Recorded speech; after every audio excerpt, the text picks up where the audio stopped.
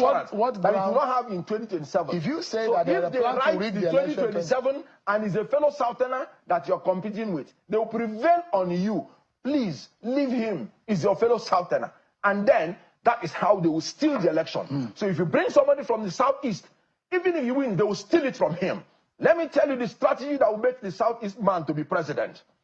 Do you know the Southwest has never contested election against an incumbent? Strategy. Because they know in Nigeria, if you don't have the establishment supporting you, even if you win, they will steal it from you. Olufaleye say it was stolen from him. If you ask me, I will say we won the election in 2023. It was stolen from us because we didn't have. Peter Obi won the election. That's my belief. In 2023, I believe it. But they stole it from us. Let me ask you. And if you do it again, they will steal it again from you because there is no incumbent to back you. But if you bring somebody from the north, nobody will prevail on him to leave his victory quickly. Because, yes, because he's not from the same side with you. Yeah, quickly. How do you then tell Nigerians that the ruling party has said, these people are spent. They've been in power. Yeah. What new thing do they want to bring? How do they defend the failures of the past government, which they were part of? Some past governors, past ministers. How do you defend that the failures of this country in the past, you are coming and you say you want to redeem it? Would Nigerians believe the coalition and some of the elements in it? Okay, let me give you an example. The worst of PDP now has become better than the best of APC.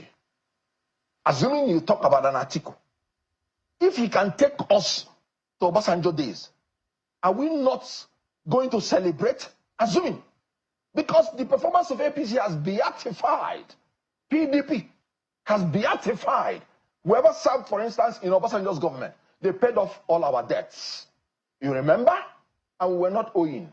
APC has borrowed Nigeria into about 177 trillion naira in debt, without nothing to show for it. We are enjoying darkness, not light.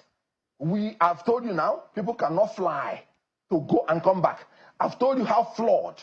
Took away 500 persons in Niger State. The president has not gone to commiserate with them. I've told you how 500 persons were roasted by terrorists in Benue State.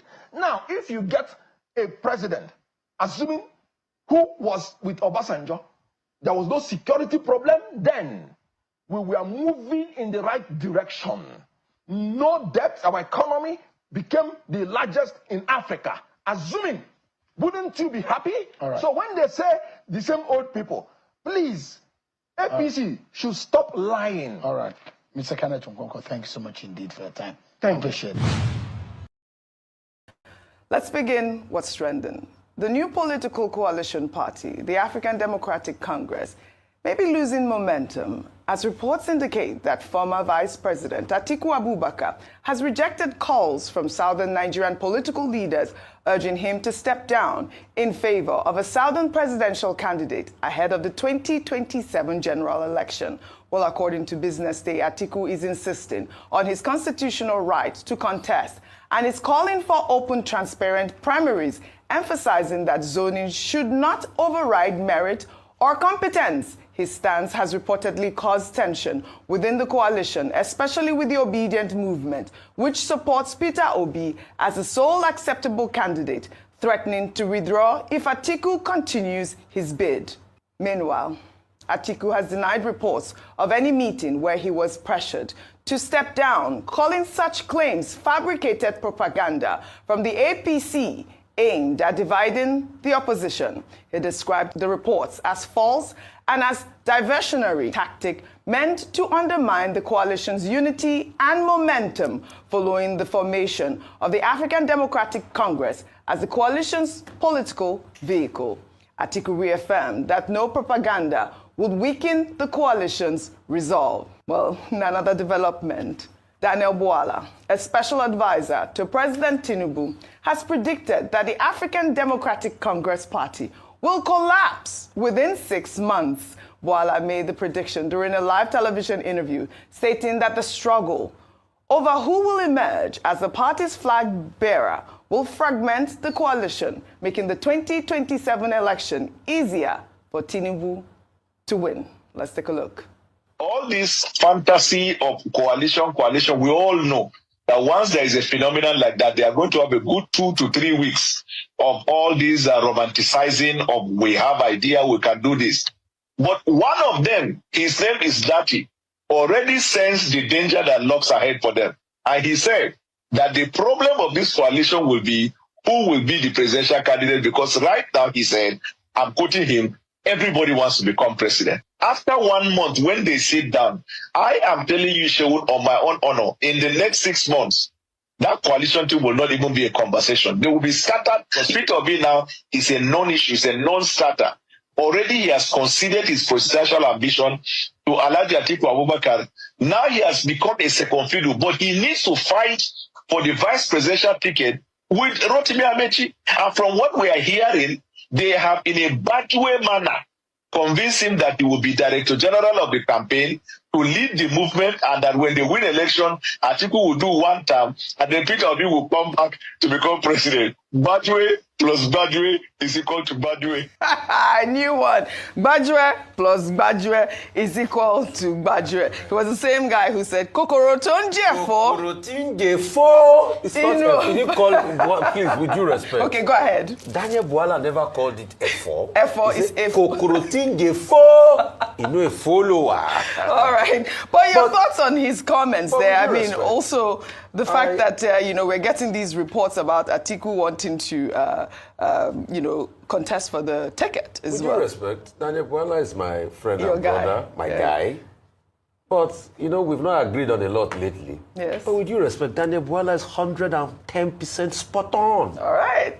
Spot on. Okay. You can say he's speaking for the APC, but it is spot on. The only part I do not know in his analysis is the 6 months threshold. It could be earlier than that, it could be after 6 months. But it has started to happen. We had Professor here, and we're talking, and I asked a question. And we're all talking this morning, and we said based on idealism, it's about competence. But you and I know that competence does not run Nigeria. It's not because of competence. Yes. There's never been a day. Is it not in this country that they scrutinize people for a political party and they know they didn't have credentials, their credentials were murky, and they said, let's allow the person go? Yes. So it's not competence. If it was competence, you think the set of people running Nigeria will be running Nigeria, or have ever been leaders, will be ever be leader in Nigeria? It's not about competence. It's about sentiments. And it's about selection. It's more even about financial power and owocracy. So it's never about competence. And realistically, the party already split down the middle. There are some people like Kenneth Okonkwo came out yesterday and said power should go to the north. But the question I would like to ask Mr. Kenneth Okonkwo is, the same person that campaigned for a southern presidency in the last election, in one breath, is now saying power should go back to the north. So you can see that some people have already pitched it. And let me also say one thing today. And it's funny that some people I disagree with today can bear me witness. And Mr. Wike will tell you from history. I disagree with him a lot, but he's going to tell you from history. Whenever they say, let's throw the field open, let the best man win, now lie. It's a ploy to favor a northern candidate. It's a ploy to favor Atiku Abubakar. Anytime they say, let's throw the field open, exactly what happened when a lot of people kept on pushing that the PDP should feel the zeitgeist and the pulse of the nation by allowing a southern candidate to emerge. Once they said, let's throw the gates open, and once they have said that today, let me predict a couple of things that will happen. The disagreement will snowball into something where Peter Obi might have to go and run on his own. He will split votes again, and it will lead to an easy emergence of President Tinubu. So if these political players are wise, they should be careful. All right. Because what happened in 2023 will easily happen in 2027 again. All right. Well, except God shows us he's God and is more powerful than us. And I leave that caveat. All right, Dr. Abati, I come to you. In the meantime, a heated exchange ensued between former Secretary to the Government of the Federation, Babachir Lawal, and a journalist on TVC, Lawal was grilled about the electioneering process in Nigeria, his recent defection from the All Progressives Congress, and his involvement in the new political coalition, the African Democratic Congress, ADC. Lawal, who has been vocal in his criticism of the Tinubu administration and the APC, describing the APC as a failed experiment built on deceit and intimidation, during the live interview told the TVC News anchor Nifemi Oguntoye to shut up and give him a break in this clip that has now gone viral. Let's take a look. Mr. Lawal, but it is the same electoral process in 2019 and 2023. I mean, the same administration you served on there. So I didn't see quite much difference Give me a break, my friend. Look, shut up. Between what happened then and now. Break. How can you say Buhari's government, the electoral processes are the same with Bola Tinubu's government? What is your problem? Give me a break. No. Factual for once. I would try to be truthful in what you say. I mean, I would take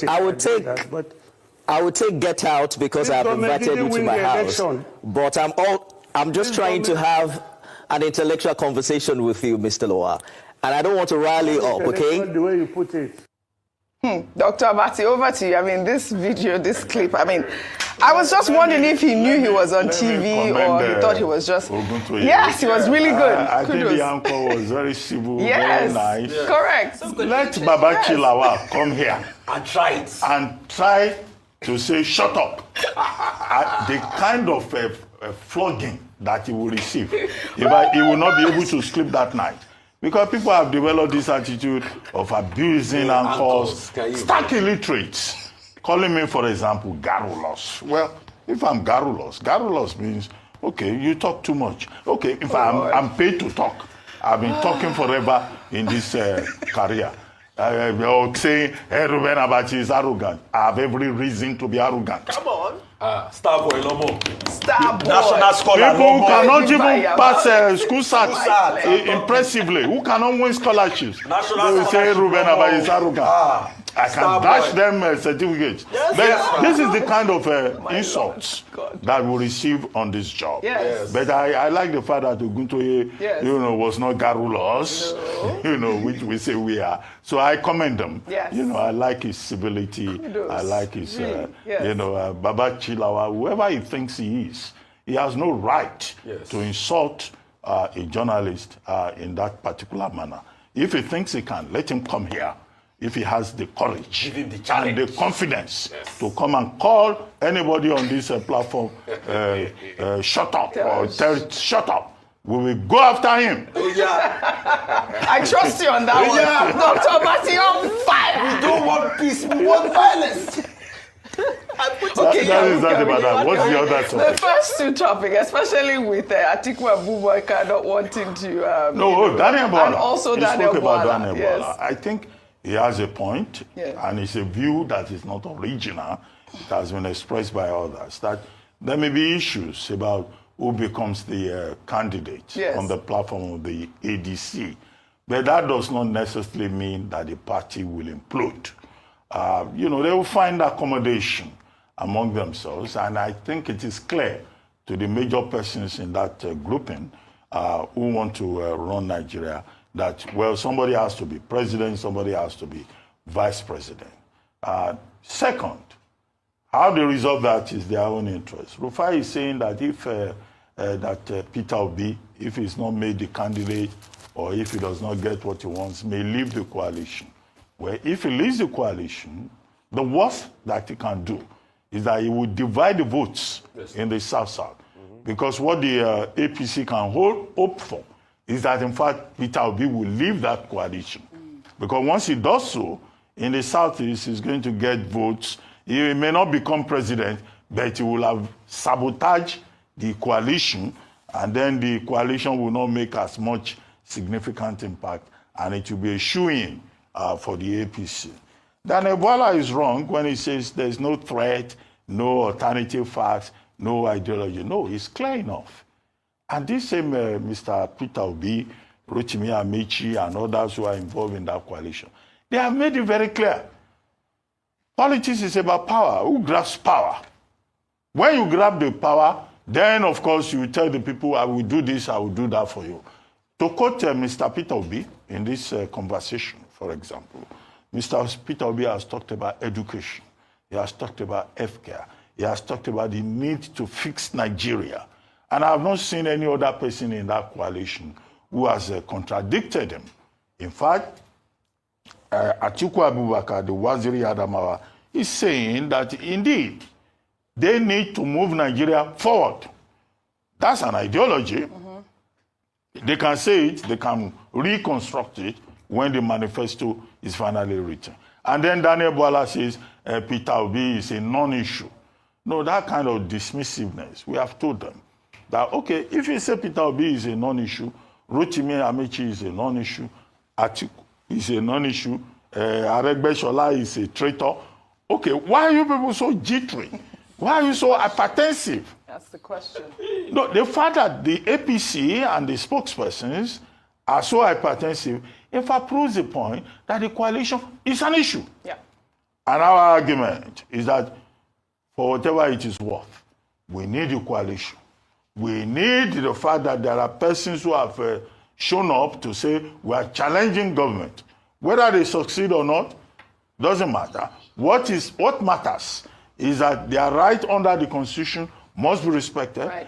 The fact that the Nigerian people are being offered this robust critique of the democratic and governance process. Right. I think we should encourage that. We don't want the opposition in Nigeria playing possum. All right. You know, so that I think there's some value in what is happening at this moment. But spokespersons, of course, will come and say what they will say. All right. But we are enjoying the drama. We have content. Which, enough content for us. Well, all right. This is garrulous. No, you're not. I'm garrulous for a purpose. Yes, you have every right. Dr. Abati, you're on fire. Well, all right. You know how to garusi.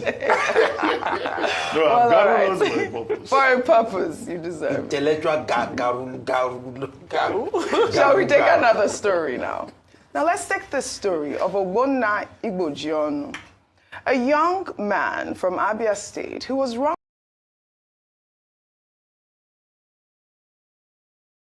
Committed to due process in God. Now, this is my humble opinion and advice to the coalition. An open delegate vote will not produce the desirable and the most marketable candidates. It's only a consensus that will provide or produce the desired candidate. That is the most marketable candidate. In as much as he may not have the power of the delegates that if you decide to go by voting, he may not have the power, but he will be marketable.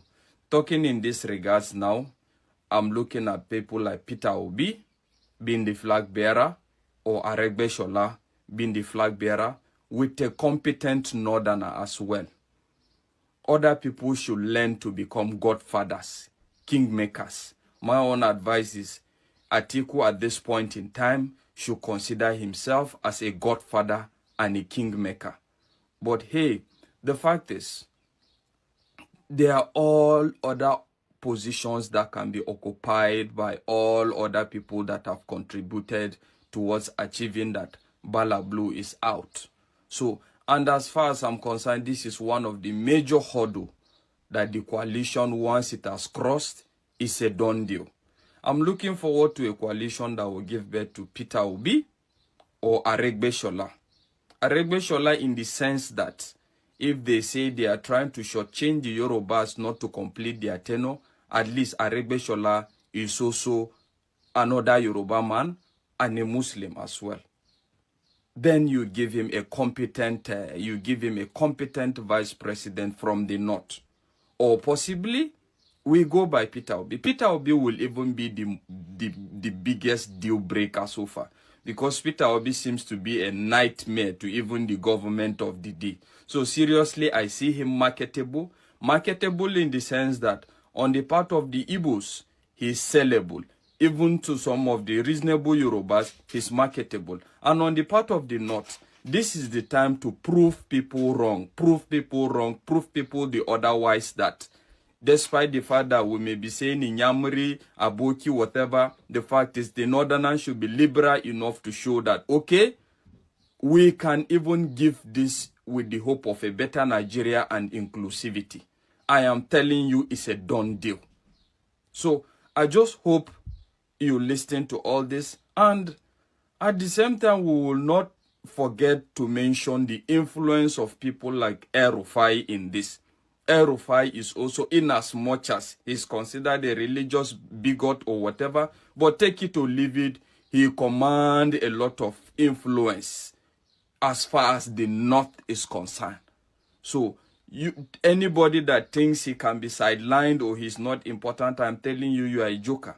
And that is why I say everybody is equally important here. So my best advocacy at this point in time is some people will just have to let go of their ambition or their intention of becoming the flag bearer at the moment. I want to see a situation of consensus, a consensus that gives birth to possibly the likes of them Peter Obi and possibly the likes of them Aregbe-Shola.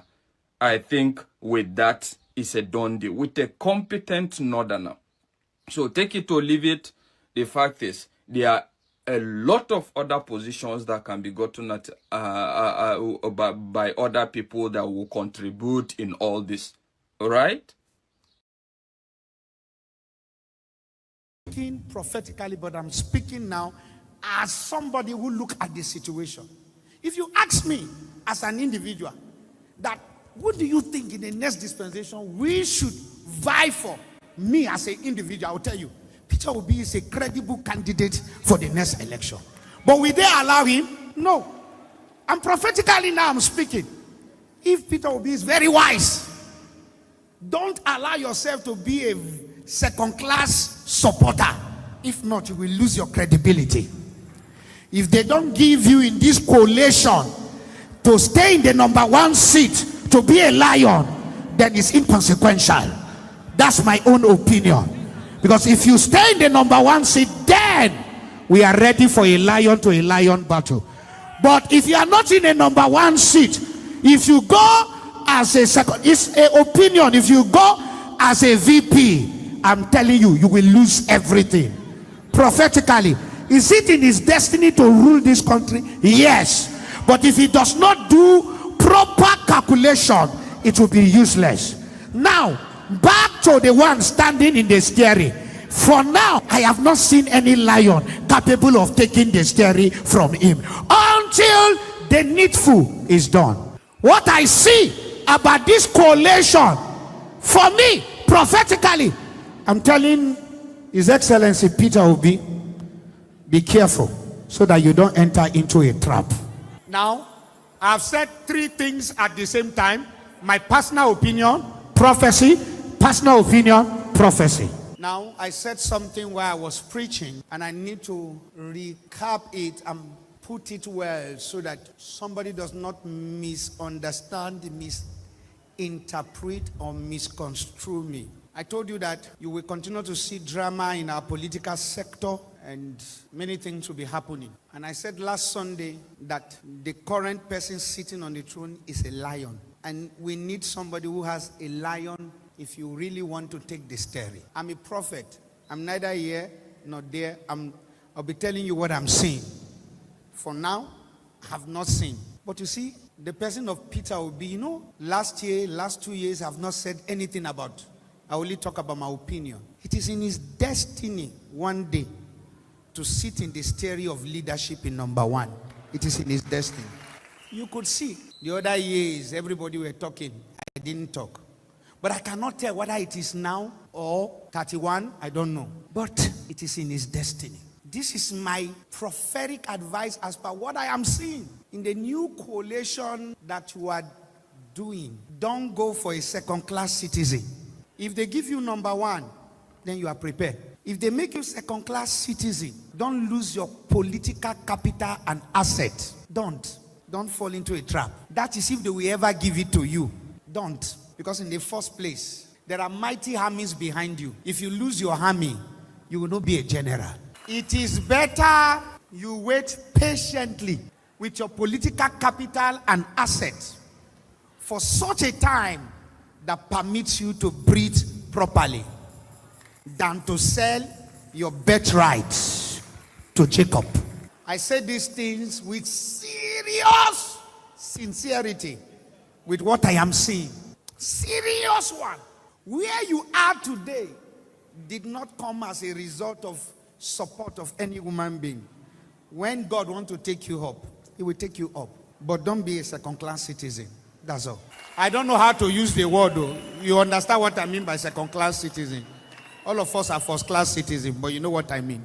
Anything short of this is a waste of political capital. For now, the person sitting there is still sitting down. All right. I appreciate you all, my good morning, good afternoon, good evening to every one of you. I appreciate you all. I guess you guys can hear me. Somebody confirm my voice sharply so we can move on right now. Just put on the comment section if you can hear me quickly. Like yesterday. You are loud and clear. Okay, my lovely brother. Thank you so much. That's why I'm good. I'm happy when I have someone on the panel. And I know say yesterday, it happens. Mr. Alabo wanted to indicate that, but we thought maybe he was just interjecting, not knowing that my voice or whatever that happens here, I don't know. But still, once again, I greet every one of you right there. Good morning, good afternoon, good evening to you all. For those of you that have super chatted me already, I want to say I'm very, very grateful. I have a certain girl I met there. I'm very, very grateful. Madam Peggy Modi, Kislo Gerahe, Stephanie Ojek, and Madam Suberry. Thank you very much. And those of you that attach text to it, I'm very, very grateful. Your texts are very, very encouraging. Guys, if you're listening to me right now, you can encourage what we do here by pressing on the like, help us to share, take our voices far, and also press on the $ if you can to encourage what we do here. And God, man, God bless you and my people. I'm always grateful. I have some funny. Yes, sir. Did you not see the receipt Obi placed on X? Yes, concerning Abacha, right? Yes. Yes, I saw it. Yes, I saw it. You know, any need to showcase it is already circulated. We already know that Peter Obi have proof for everything. So for me, no, it's because of all these Marundas. Some of them they come, maybe they see them. Okay, I will showcase it. I'll showcase it. One of our consecrated money here has also forwarded it to me. But still, I would like us to quickly move on right now. Kenneth Okonkwo statements have triggered a lot since yesterday till now. Kenneth Okonkwo's stand have triggered a lot since yesterday till now. Kenneth Okonkwo's fan. You'll be surprised. How come I'm his fan? It's not because I have a personal relationship with him. No. I became Kenneth Okonkwo's fan because he was supporting my principal, Mr. Peter Gregory Obi. So, and he played a major role. And yesterday, a lot of you criticized him, while one or two also protected him. I was one of the people that tried to protect him. What I was protecting was not his now, rather his past. I never mind if you wanted to criticize his now, but you criticizing his past was my concern because he did a lot to help us triumph in that 2023 general election, rather presidential election. But Kenneth Okonkwo confirming now, or rather everyone confirming now that Kenneth Okonkwo have drifted to Atiku, working for Atiku to work against Peter Obi is baffling. Not only baffling, it's shocking. You know why? Because Madam Deborah called yesterday. She asked some vital, significant questions. That does it mean that Kenneth Okonkwo was doing everything for money? I said, yes, all of them, they are doing whatever they are doing for money. But she continued to insist, does it mean that he was not standing for a better Nigeria? That was a question that I could not answer. Because sometimes when you see these people doing whatever for money, there's nothing wrong if you're doing anything for money, but at least if you're taking the money from the person that you believe that can do the right thing for the country, I think that would be much better. So let's assume Kenneth Okonkwo was doing whatever he was doing in 2023 for money. But at least he was supporting the right person. You and I know some satanic people listening to me right now will still continue to argue with their ancestors that Peter Obi have never been the right person. But we'll put the argument for another day. But now, for Kenneth Okonkwo to now be working for Atiku is the shocking part of everything. That shocked me throughout the night after playing the proper. Because you remember, I gave a submission yesterday that I have not watched the proper video.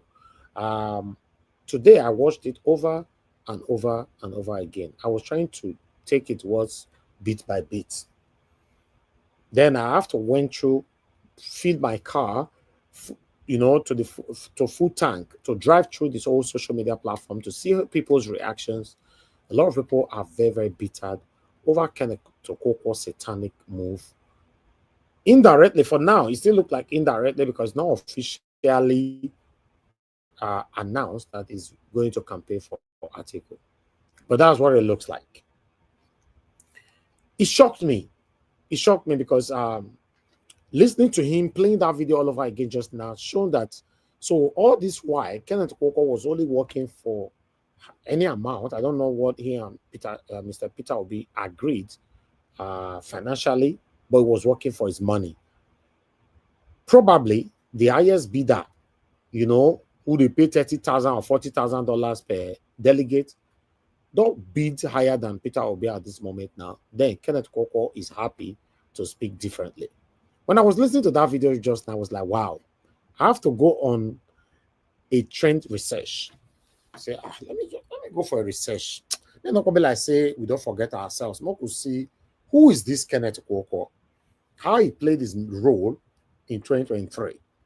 Then I found, or rather managed to gather some findings concerning Kenneth Okonkwo. I would like to take one today because I'm going to be taking it all every day, different kind of videos. We have lots of them now. We're going to pile up, I and my team, you know, going to pile up so many things so that we can use this to reference throughout, before and after, or rather during the 2027 presidential race. But I'd like you guys to listen to this video here and ask yourself, or rather tell me, how did this person that you are about to watch in recapitulation back to 2023 manage to change to something else now in 2025, ahead to 2027? Let's take this.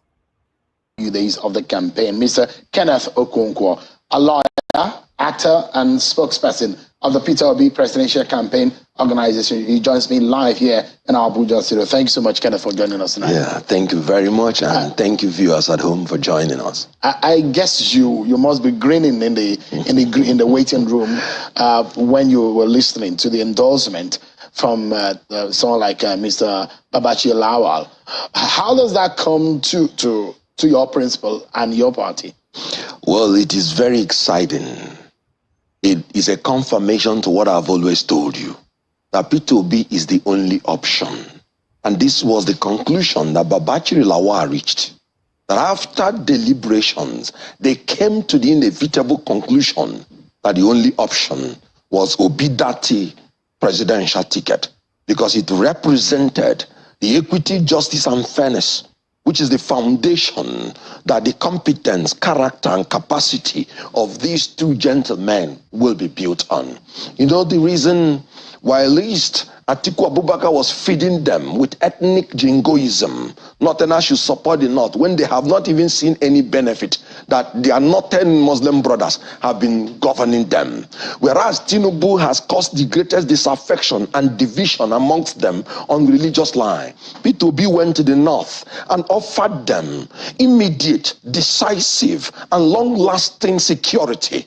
Peter Obi offered them that farmers will go back to the farm and that the North will be turned to the next oil and gold. Peter Obi offered them that there will be a Marshall Plan for education that will make the federal government intervene in collaboration with the state government and international community to ensure that in the North you have free access, easy access, and affordable access to education that will transform North from being the region that has the greatest out-of-school children from school to becoming a wonderful section that is education compliant. Peter Obi offered them that there would be an incentivization of the resuscitation of the cotton and textile industry, which has been moribund, and that the value chain, cattle value chain, they will be obtaining their $1 billion share out of the $75 billion in 2025. Peter Obi offered them expansion of the infrastructure, solar energy, wasting in the North, etc. But above all, P2B assured them of adequate representation and equitable appointments in all sectors of the economy. Equitable appointment meaning the Muslims and the Christians will be adequately represented in his government because he is coming in under the foundation of equity, justice, and fairness. I mean, you're a lawyer, so you understand the chapter 2 of the Constitution, where it talks about the values and the ethos that brought this nation together, and those who feel religion and ethnicity has been used as tool to divide this country and its politics for far too long. How does it make you feel as a person, knowing full well that these two tools again had reared its head in our politics just as the election is coming? Oh yes. That is the sad point of it. Initiated by Atiku Abubakar and Bola Tinubu. Atiku Abubakar could not even allow a tweet that was written for him, like every other thing is written for him and Bola Tinubu, including their manifestos, which they do not even know the contents. He could not even allow the tweet that condemned the burning alive of a young northern Christian lady, Deborah Samuel, just because of religious bigotry. How do you expect these people to support you? Bola Tinubu came out publicly to say, no northern Christian has the capability, the competence, the capacity to be his deputy. What an insult. They have balkanized this nation into ethnic and religious division. So you do not... No, wait, is this the same Kenneth Okonkwo that is now supporting the Atiku now that is talking right now? It's just a question. Because the whole thing is shocking. It's shocking. But you know what, guys? I will keep all these videos. Campaign never starts. Campaign never starts. Let me keep them.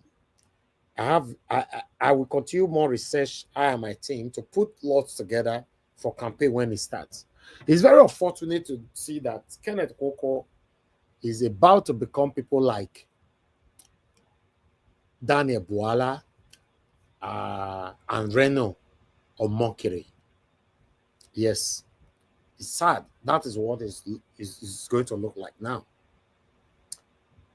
This country, the problem is huge. Not just the people in government, to be honest, not just the people in government, also the normal people, you and I, a lot of us. Somewhere in Southeast, this video that I'm going to play right now will shock you. You know, a charity home, orphanage, where people donate to help the children and all that. But the staff there were caught on camera sharing stuff that's supposed to be given to the children. I want you guys to watch this instead of explaining all.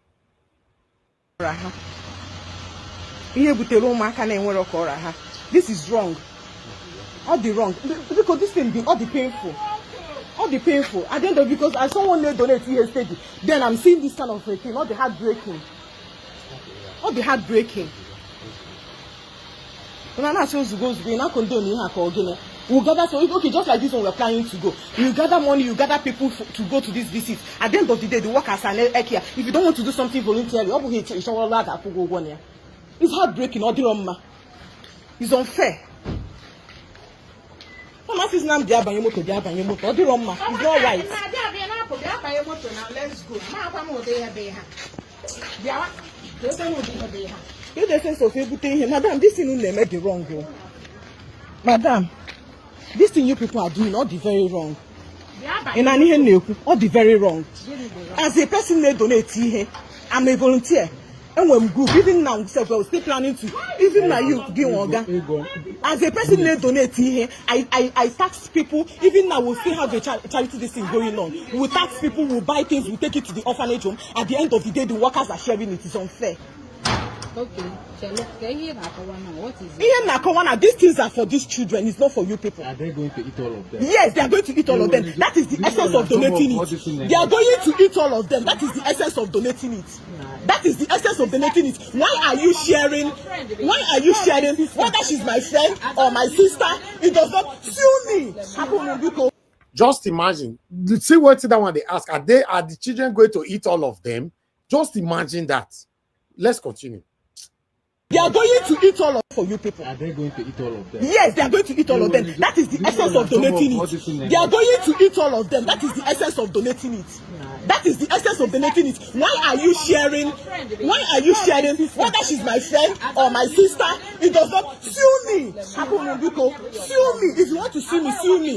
My problem is I am a volunteer.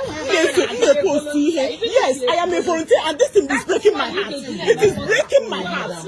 It is breaking my heart. I am making noise for fire. This thing you people are doing, it is breaking my heart.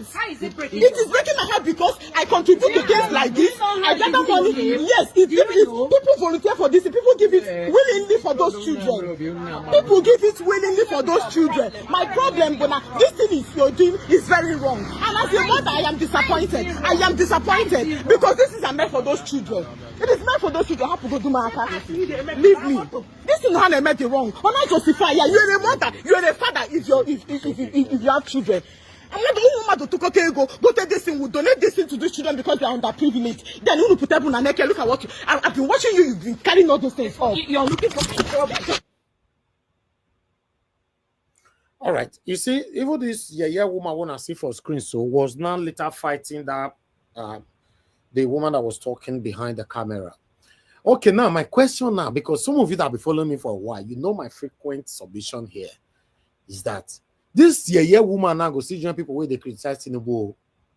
If you go back, and if you have a way to rewind her life, you see now say she have series of time and where she don't distress people like Tinubu, Buhari, say Nigeria had useless president, useless this. But look, give this kind of woman opportunity now to become a senator or become a rep to represent his constituency. Waiting will happen. I've said this so many times that many of us that criticize the government, if we're given the opportunity to rule, we will do worse than what the government is currently doing. That's why you see, say, during the time of 2022-23 general election, every senators and House of and reps that we all fought for to get power, to gain power into their offices, all of them decamped and they started acting in a certain way. So the problem of Nigeria is huge. You see amount, and the other one there, the man there that we're calculating how they will share everything, we're saying that are they going to eat all of them? That means that the children not finish the food now, so maybe we share it. I thought I should bring that in. It's a diversion, but it's a very, very important diversion. Good morning, good afternoon, good evening to every one of you. I appreciate you all right there. I think we should start talking right now. Thank you very much for your time with us. For those of you that want to call in, this is the best time for you to call in, because if not, I'll just take on the tool that I have on the panel so we can start talking right away. Thank you very much for those of you that super chatted us once again. Thank you for those of you that have shared this video. Thanks for those of you that have liked. And my wonderful people right there on the comment section. I'm always keeping the comment section very, very busy. God bless you all. Thanks for my spectators. The good ones, though. We know we have some satanic spectators. If you are one of the satanic spectators, gradually or patiently waiting for you to fail, don't worry. Failure will continue to be your portion in the mighty name of Lord Jesus Christ.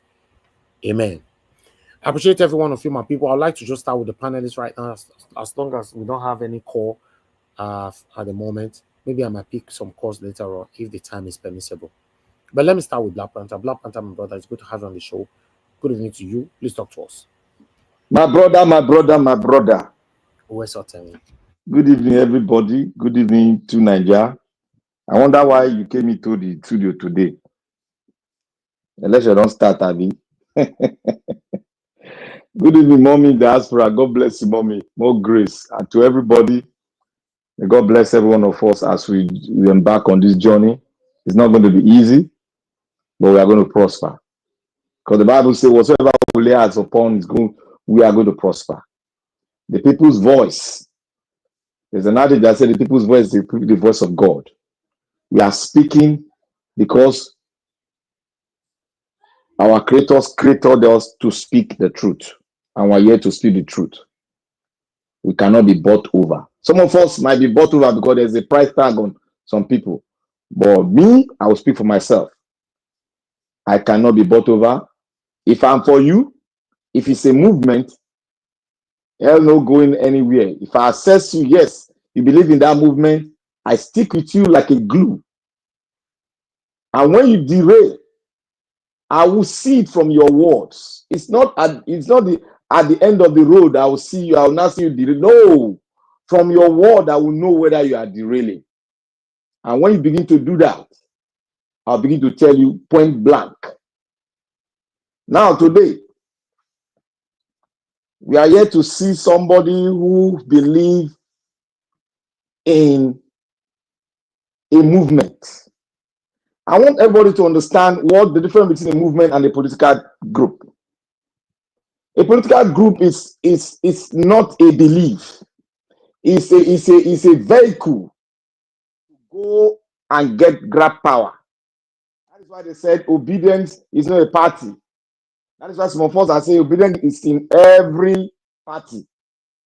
Because we want the country to get to where we want it to be a good country where an average child can rise to position of a president, can be a senator, can be a house rep. That is the Nigeria we are looking for. And for you to actualize that thing, you must have a certain mindset, an ideal. And we belong to a group that have a certain mindset and an ideal, just like the action group. Because the action group was broken into two parts. We have the political wings and we have the other wings that their belief and their leader, they can never derail from it. What happened? Somebody, Akitola, went against the ideal of the action group Congress. You know what he did? If you know who Akitola is to the group, action group, you would say what is happening to what Okonkwo is doing is a mere, it's just a play. Akitola went to the extent of subverting justice, using the Northern Caliphate to do that against Awolowo. Awolowo was thrown into jail. And while in jail, he lost his first son, who was a lawyer. Somebody will come and tell me, the man that believes in the ideal of a cause, because you have helped me and you backstabbed me at the back, you want me to recount the good you've done to me. All that you've done to me is as a result for you to know me better so that you can backstab me. That is the purpose. That means you are on sale. Anybody can buy you and you can do anything because you don't give a damn about me or you don't give a damn about Nigeria. Anybody can do what he's doing. Anybody can speak for obedience, for Obi. Do you believe in the ideal? Do you believe in the cause? That is what we are talking about. And when you watch a man from beginning, you know the way he talks. The first day he started it all, I said, this man is gone. But people were saying, oh, look at what he did behind. Look at what if you want to say, look at what he did, you want to use that perspective, then you will say the professor of rice and beans. Then you forgive professor of rice and beans. No head. It's not giving back to him. Oh, then let's look at his good. Let's look at him. Let's not condemn him for backstabbing the people. You are losing your voice. Your voice is going on and off like before. Oh, sorry. Are you hearing me now? Yes. Thank you. Okay. We should be very mindful of the things we are doing. We should protect Peter Obi with all what we got because he's the head of the movement. He has the political wing of it all. He has the political wing. We are in the movement, making sure that everything, we buy more disciples into the movement so that we'll be able to think accurately that this Nigeria, we cannot afford to do the mistake.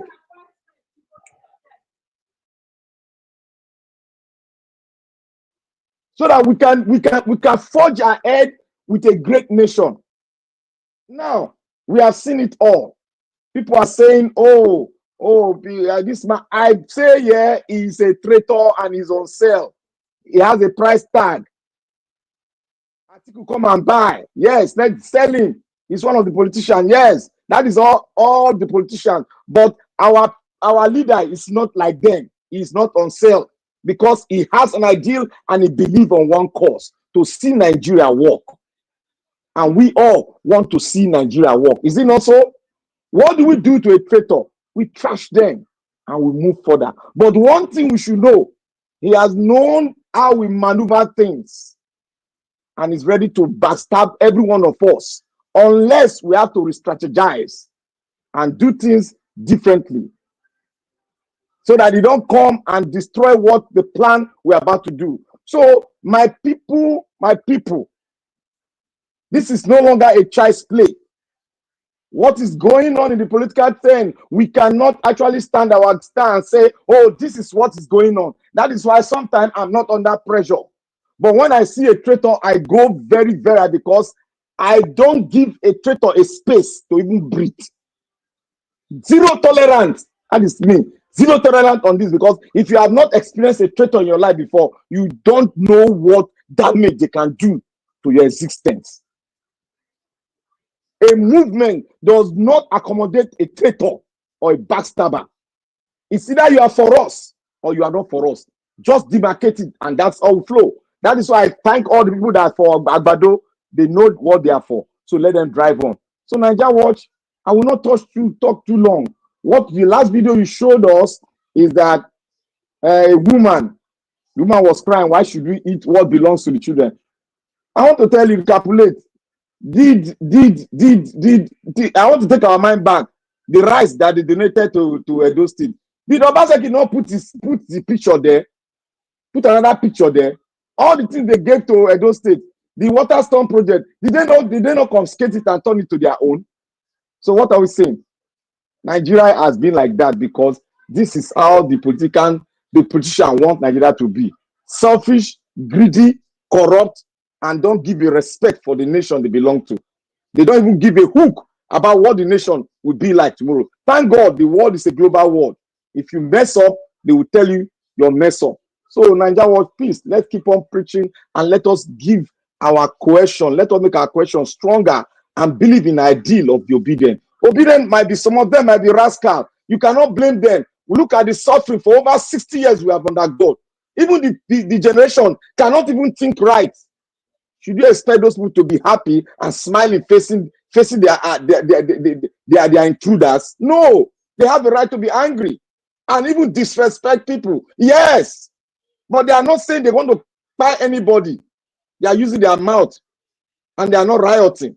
We should be grateful to God. Go and look at what is happening in Kenya. Go and look at what is happening in Congo and so many countries like that. They are carrying arms, but we are not doing it. We are doing it the democratic way. We are doing it peacefully. So we should give God the glory. Now, I take a bow here and thank you for what you are doing. Thank you. All right, my brother. Thank you so much, Black Panther. Thanks for that submission. I'd like to take some calls right now. Blessing and now not from the call, but let me start with Mother Deborah Sharply. Mother Deborah, thank you very much, for calling in. Good evening to you. Please talk to Mother Deborah. We can hear you. We talk to us. Good evening to you, ma. Yeah, good evening, Mr. Elvis. Good evening, everyone. You are welcome to today's broadcast. And good evening to Mommy Diaspora. Well done for all that you're doing for us. Honestly, Mr. Elvis, my heart breaks seeing Kenneth Okonkwo reverse behaving like this. That just to tell you that how is a reflection of how so many Nigerians are.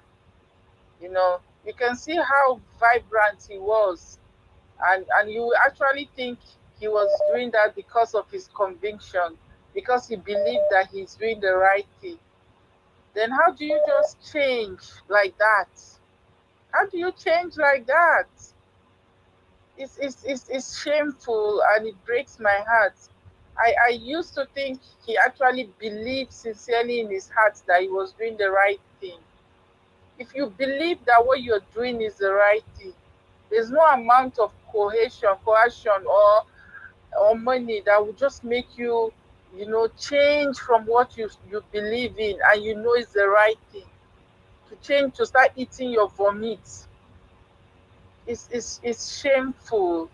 is shameful. And I can tell you, I know I'm not sure allegedly, but I can tell you he's doing it because of his own selfish interests.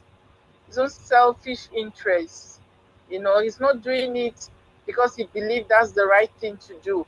And I have this message for Kenneth Okonkwo. You see, if you think by supporting Atiku, like I said, you cannot replace a bad thing with a bad thing. You can never replace evil with evil. You know, evil can never, darkness can never overcome darkness. It's either you use light to overcome darkness. And if you think that Atiku, supporting Atiku will be able to remove Tinubu, then I think he has something else coming.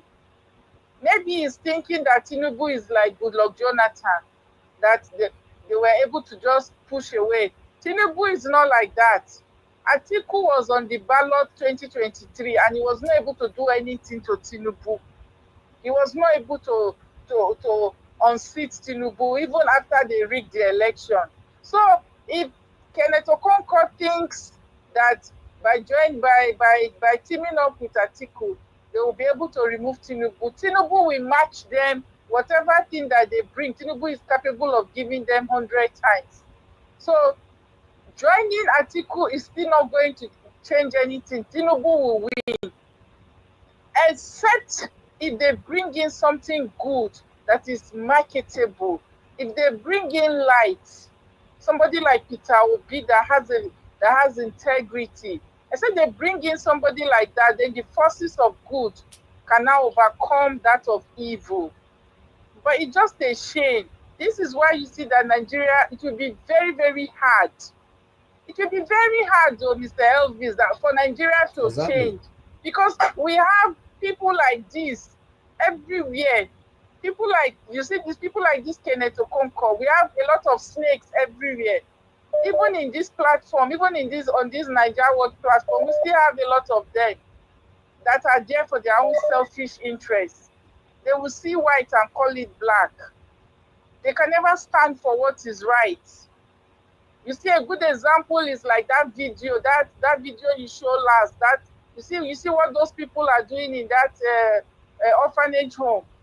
That's a reflection of how so many Nigerians are. Once they see what is going to benefit them, they are ready to throw everybody under the box. You see a lot of them on the media now, sneaking in to start campaigning indirectly for their satanic parties. We're going to start seeing a lot of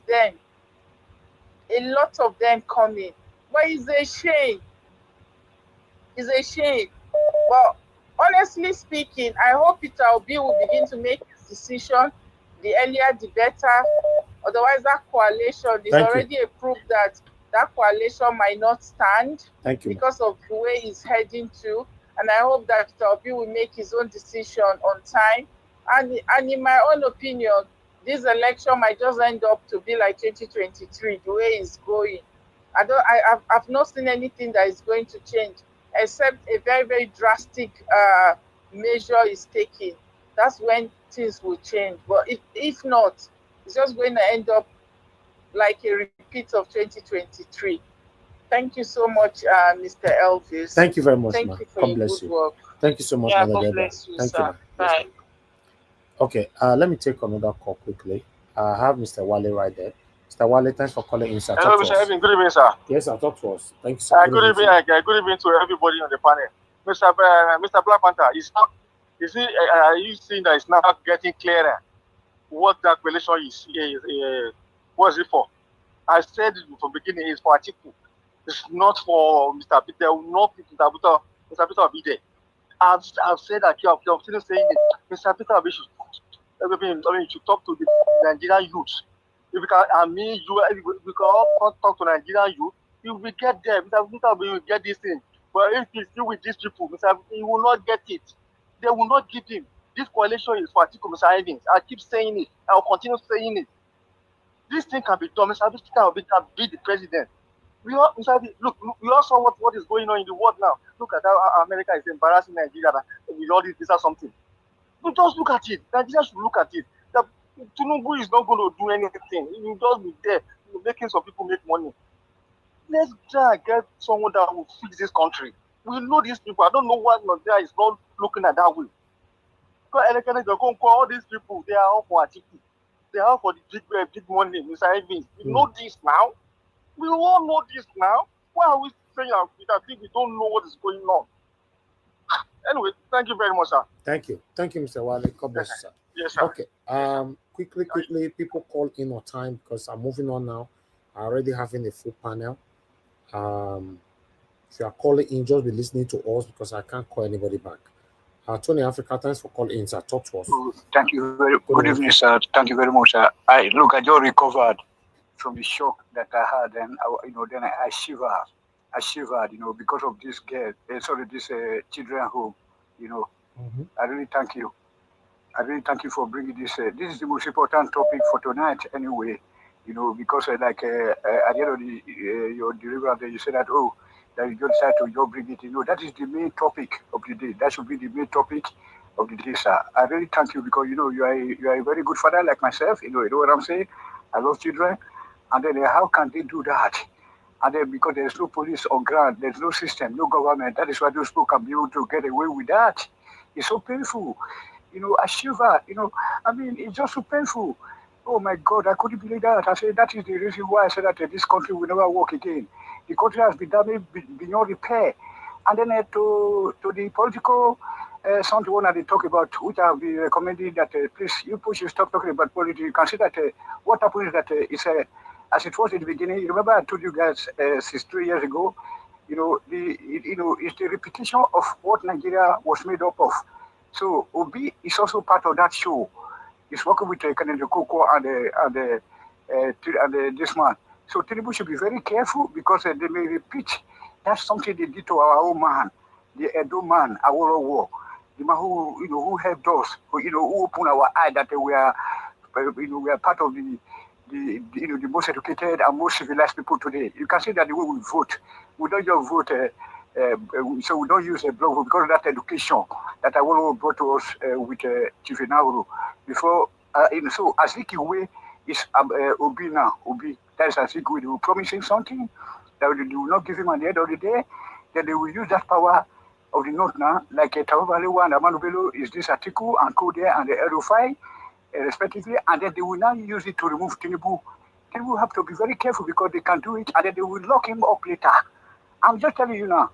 That is what is going to happen because the Igbo people and the Northerners are very close when you come to political system in Nigeria or the political collaboration in Nigeria. You are just trying to say we are fighting for B. Just listen to what happened. They will lock Tinubu up after overthrowing him. They will use that power. They will remove him.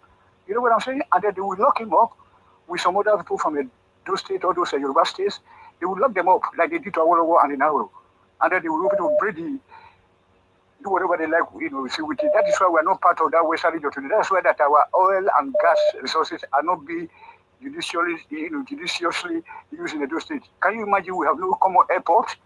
We have no common airport. When I was in primary school, the aerodrome in Benin was very beautiful, which I would see called airport. It was very beautiful. We usually go to Ogba to swim as children.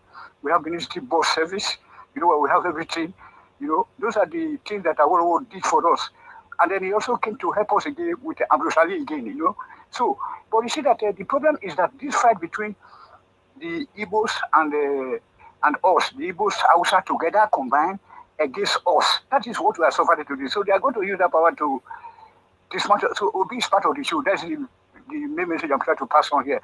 Obi is part of the show. He's working behind the scene. He's the Azikiwe way of today. Then Erufai and Atiku and the Amadu Bello and Tafawa Balewa of those days, sir. They will lock Tinubu up. They will use that's it. Thank you very much, sir. Meanwhile, Black Panther. Thank you. Stop talking about politics now. So obviously to constitution or whatever. Please let's forget it. Thank you. And then stop attacking like what you did yesterday to our sister. But don't do that. Just be cool.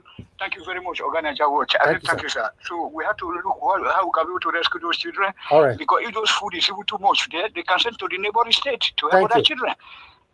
Thank you, sir. Thank you, Mr. Tony. Thank you, sir. All right, Mr. Alabo, please talk to us. Good evening to you.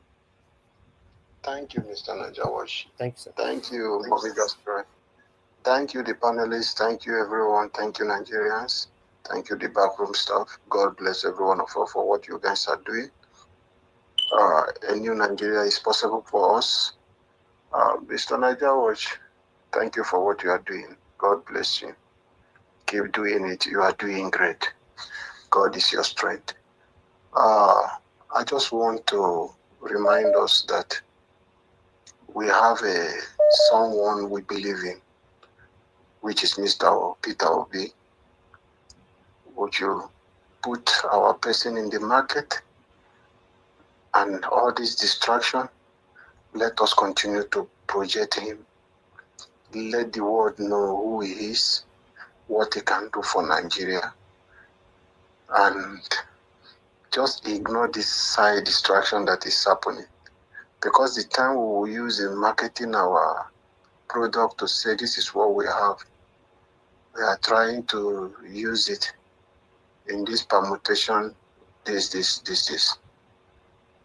For sure, we are in a good position. Good thing is coming. Even Tinubu knows what is coming for him. He knows everywhere he's checking because of Peter Obi. Everywhere, APC have not been themselves. They have had their neck meeting several times because of this. So it's not an easy thing falling on them. They know what is coming. For us, our duty is to continue to push our product in the market. Let people know why he is the best and leave the rest for God. We will do it and we will make it possible. And at the end, all of us will celebrate in Nigeria. Peter Obi is coming. With our collective effort coming together, we will make him to succeed and we will defend our vote and we will protect our vote and we will kick those people out of power. What is happening today for Peter Obi, all this permutation and the propaganda from is a test on the social. They want to see your reaction. They want to see what is happening. As it is, even the people you see in the coalition, it's not everything we talk on live program. It's a threat because the elite believe in themselves coming together. The elite I'm talking about is the bad people. They enjoy the system, just like the way the Nyesuweke is scared if Peter Obi should come. Most of them are there. They will enjoy that. They don't want something that will go in the right way because this corruption put much money in their pocket than good governance. So, but at the moment, we should just continue pushing our product and continue to believe in God also.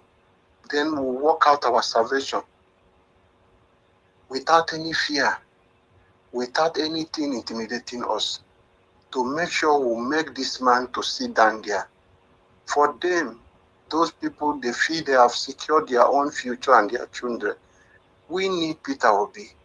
We must do everything possible within the ambit of the law and our constitution to make sure we'll put him there, to set a standard that we will be proud that we have left a legacy. And before our very eyes, we have witnessed Nigeria working. Thank you, Mr. Evis, and God bless you for what you are doing. Thank you, Keep sir. doing it. God bless you, Mr. Alabo. God bless you, sir. Thank you. All right, callers, I'll leave you guys for now. I appreciate every one of you right there listening to us. Let's go back to the panel. To Niger, it's good to have you on the show, sir. Please talk to us. Good evening to you. Okay, to Niger, you are not there. Mr. Jonathan, please talk to us, sir. Good evening to you, sir. Okay, Mr. Evans, how are you? I'm fine, sir. Thank you very much. God bless. God bless you. Happy Wednesday to you. I greet you. God bless you. And fellow panelists, I greet you guys. God bless you all. Among diaspora, God bless you greatly. And all the commenters and all the callers, God bless you all abundantly and welcome. You know. Sorry. Was I called? Was I called? I can't hear you. Yes, I did. Yes, but you will have to come back again after Mr. Jonathan. You didn't answer. I'll come back to you again. Thank you, sir. Yeah. Okay. Yeah, I will have let him take over, but if he wants to, we can Okay, do that's that. fine. Tunanja, you have the floor. If this is the second time. Yeah, thank you. Thank you, Nayawa. Thank you for having me. Thank you, sir. Greetings, everyone, and greetings to the chat and to the viewers, and greetings to the panelists. You see, last year, when the national anthem was changed from that of the previous national anthem of Nigeria to that was written by a white lady that was part of the colonizers of the country by the current president Tinubu. Barrister Kenneth Okonkwo was one of them that supported it. For some reason, for the life of me, I couldn't understand it. And I did a live stream, and for that specific reason, to criticize him for supporting something like that, because he's supposed to be a younger generation. Probably, maybe wasn't even around during the time the country was being colonized. How can somebody of his age not understand that Nigeria exports music and we are our own people, indigenous people, and we have people that can write our own national anthem, but instead we went back to a national anthem that was written by a white woman, and he supported it. And when I criticized, people were like, "Oh, why are you criticizing him?" I was like, "Because these are people you can't trust. These are people that don't think like this. This is the reason why our country is like so messed up, because the mindset of the people is completely faulty. They can't think for themselves. I don't even think they think they are their own. They are their own people. They just make every excuse to cut out to every other people's needs. And so when I criticized him, then I received a lot of criticism, like, "Oh, you out there, you who do you think you are?" And all that kind of rubbish. I don't care about any of that. What I care about is a mindset that actually helps our own people. And clearly, his actions now, when it comes to P2B, is showing that he's the kind of person, and that was for Tinubu, he was supporting that action that Tinubu took. Not to mention the fact that now he's for Atiku now to an extent, by saying that, oh, because Atiku is going to be the incumbent, he's going to be able to protect Obi's votes. Is it not your job to fight for your votes? Is it not your job to protect the votes? So you're waiting for the incumbent to be able to protect the votes. In other words, you're admitting defeat, that the system is always defeating you all the time. You've had 4 years to prepare, or 2 years to prepare now, and you don't think you're going to be ready when the election comes up. These are people that are not serious people. They don't think, all they care about is to be conveniently swept into office. And Atiku is not going to be conveniently swept into office because he's not going to win. Atiku doesn't stand any chance of winning. Every time I speak to people, especially Southerners, I'm really shocked by how many Southerners are willing to support Tinubu instead of Atiku. Even if they hate Tinubu, I'm shocked by how many. You know what they say? They will say, better a Southerner is in office. Better a Southerner is in office. Because those Southern people, especially some of them are from the Southeast, they may not like Tinubu, but they dislike the North even more. Which is very, very interesting. I didn't see that dynamics coming up like that. They would rather Tinubu remain in office than have a Northerner in office at this stage anyway. And part of it is because they believe in the rotational system of government. This is another one too. Nigerians, they may not have it written in constitution, which was a shame. They should have written it in the constitution that there should be a rotational system of government, ideally around the 6 geopolitical zones. Who cares about competence? All this nonsense. Look at the competence we've had. We need stability more than competence. Something that affects the whole group more than an individual's brain. Governments are not run by one person. They are run by a set of people. You have to give orders. Somebody has to carry out those orders.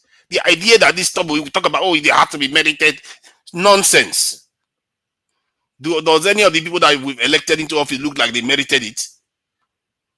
We're trying to find perfection instead of you to actually focus on the type that actually creates stability. Because when you have stability, you have a system that you can build upon.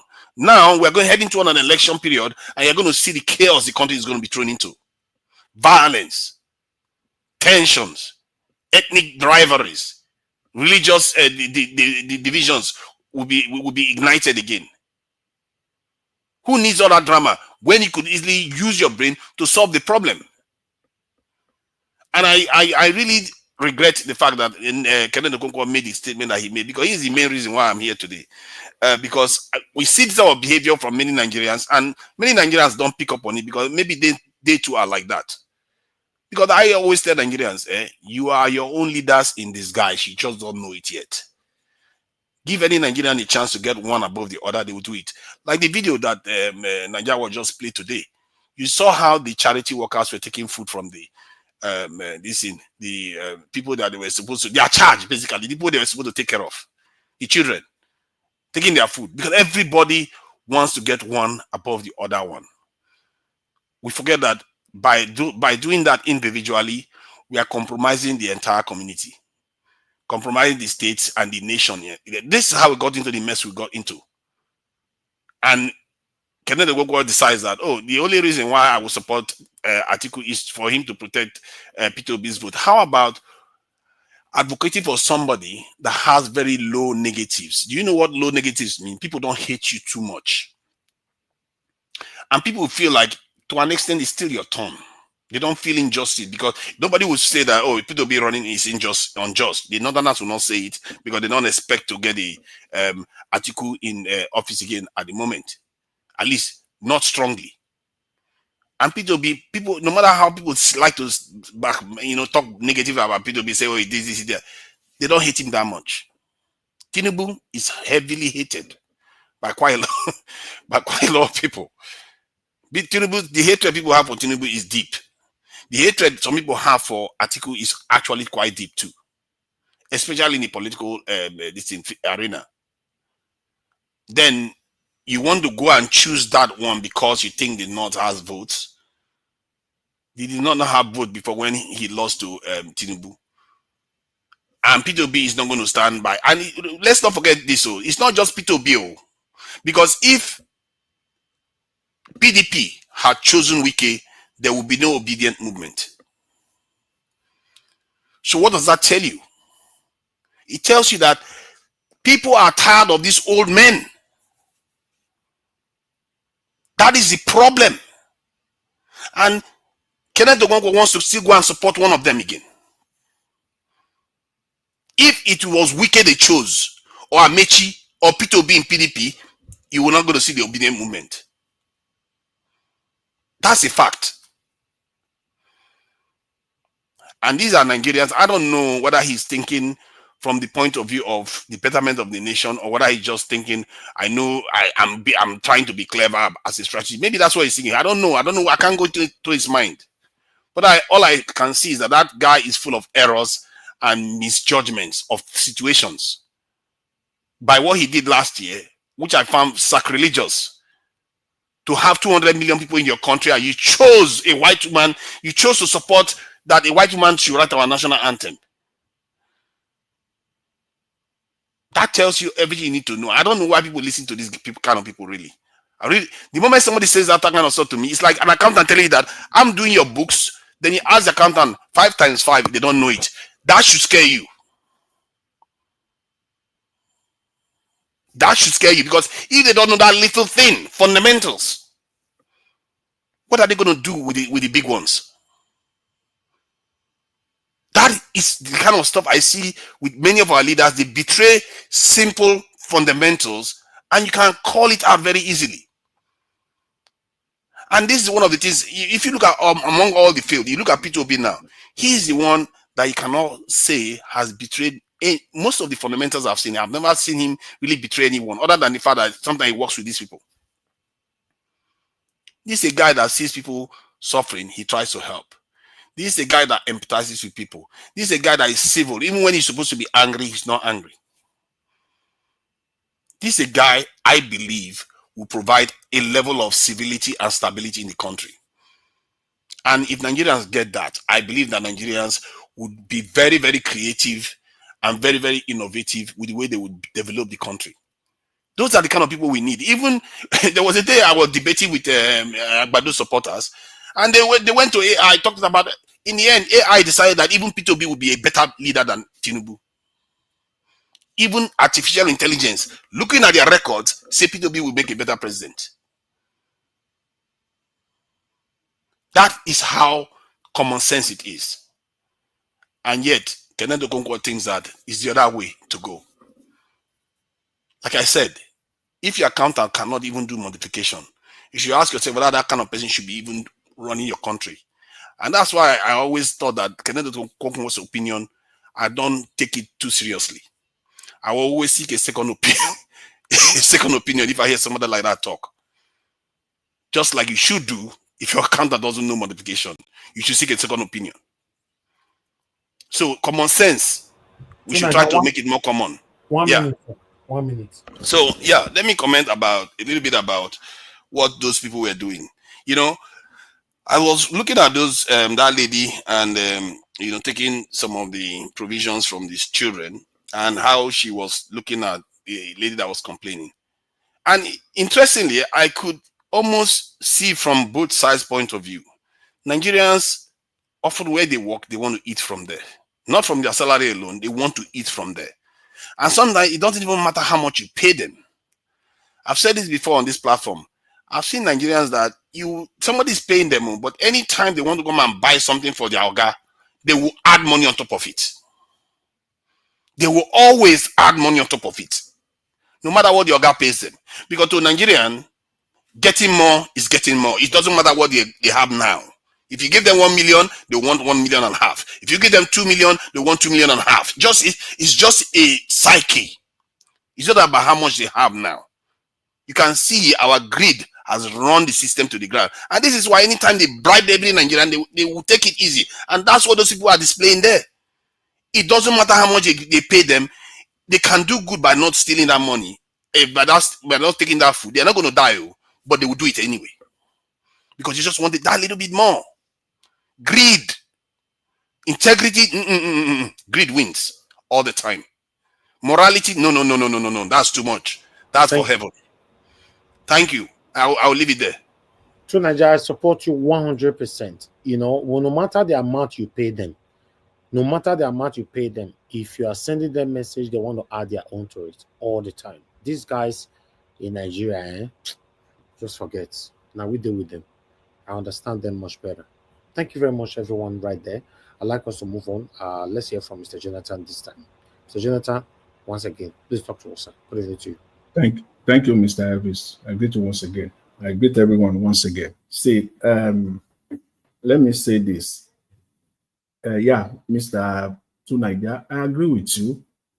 The only area where I just want to quickly make a little contribution is the area of stability and competence. You see, competence begets stability, and vice versa. They work hand in hand. The reason why there is no stability is the lack of competence in the first place.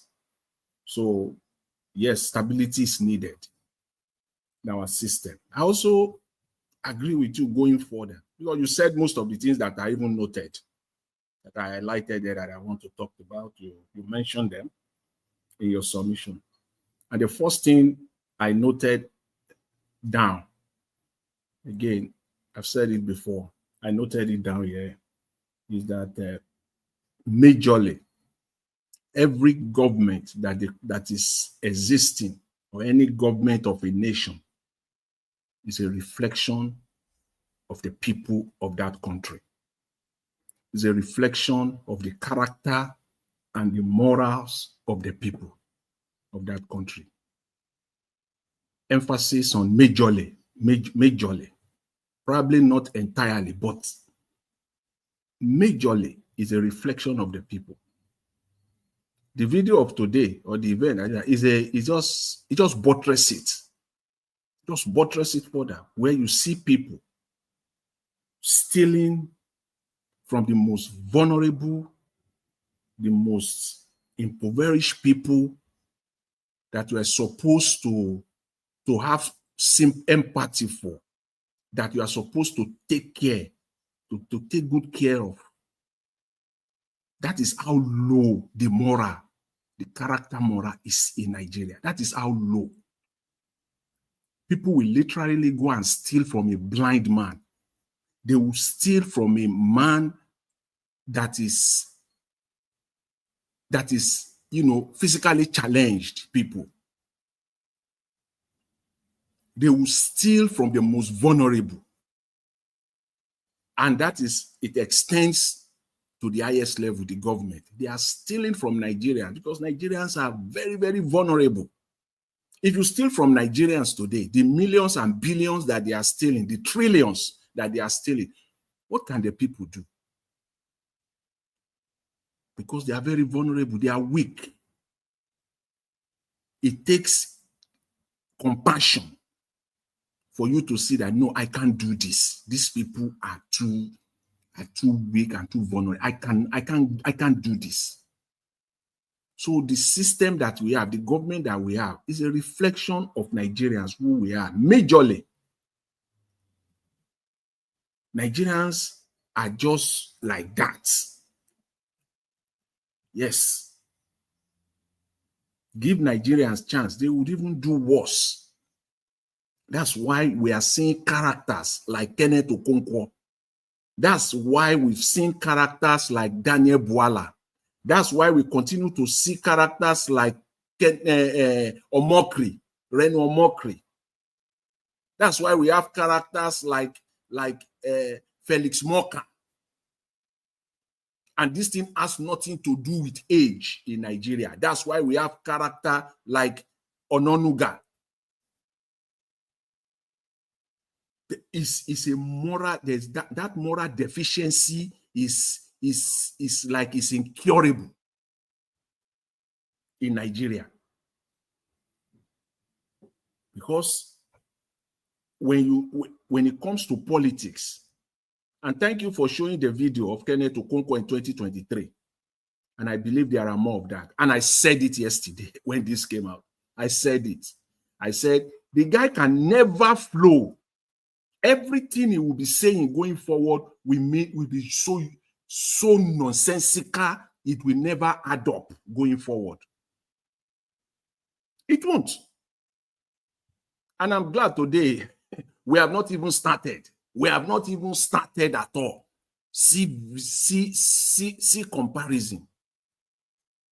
It can never flow. And I listened to that interview too in its entirety with Sheun yesterday. About 25 minutes or less. Everything he was saying there does not make sense. Those analogy about incumbency for you to win election, this guy is a failure. This guy called Kenneth Okonkwo, but we have not started. I will leave all of that.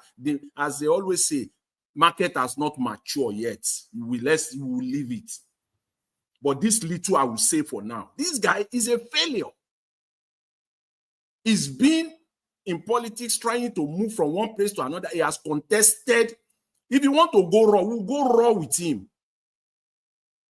Because this is a guy now, he has no morals. He lacks morals completely. He's just dangerously ambitious. There's nothing bad in being ambitious. But when your ambition now become a danger to the people around you, then something has to be done. His ambition is so detrimental to everything around him. So detrimental to everything around him. That is who the guy is. And I've said on this platform, I can say it with full chest. Yeah. Unless somebody will come out and prove me wrong. Nobody knows Kenneth Okonkwo more than I on this platform, on this space. Down to his home, I know him. So when market matures, his character, who he is, that's just who he is from this guy called Kenneth Okonkwo. He has no, his ambition is just dangerously ambitious to the detriment of people around him.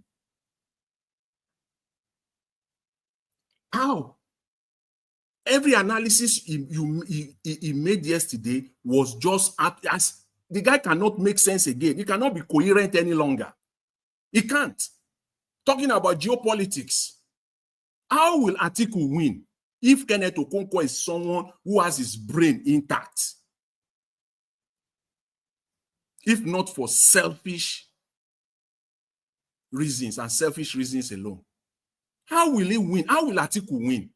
If Kenneth Okonkwo is actually looking and striving for a good Nigeria, how will you go and support somebody like Atiku at this time? How? If truly that is what you are working for. You don't care about Nigeria. The geopolitical analysis is your analysis was completely out of it. I don't understand how Atiku will win the Southwest. He will not win one single state. Quote me. 1 out of the 6. Atiku will not win 1. Quote me anywhere. Combine Southeast, Southwest, 11 states together. 6 in the South-South, 5 in the Southwest, 11. Atiku will not win 4. Quote me. Atiku will not win 4. And how he will now want to be president with the likes of Kenneth Okonkwo. And Kenneth Okonkwo, you baffle me. You surprise me you shock me to my marrow. I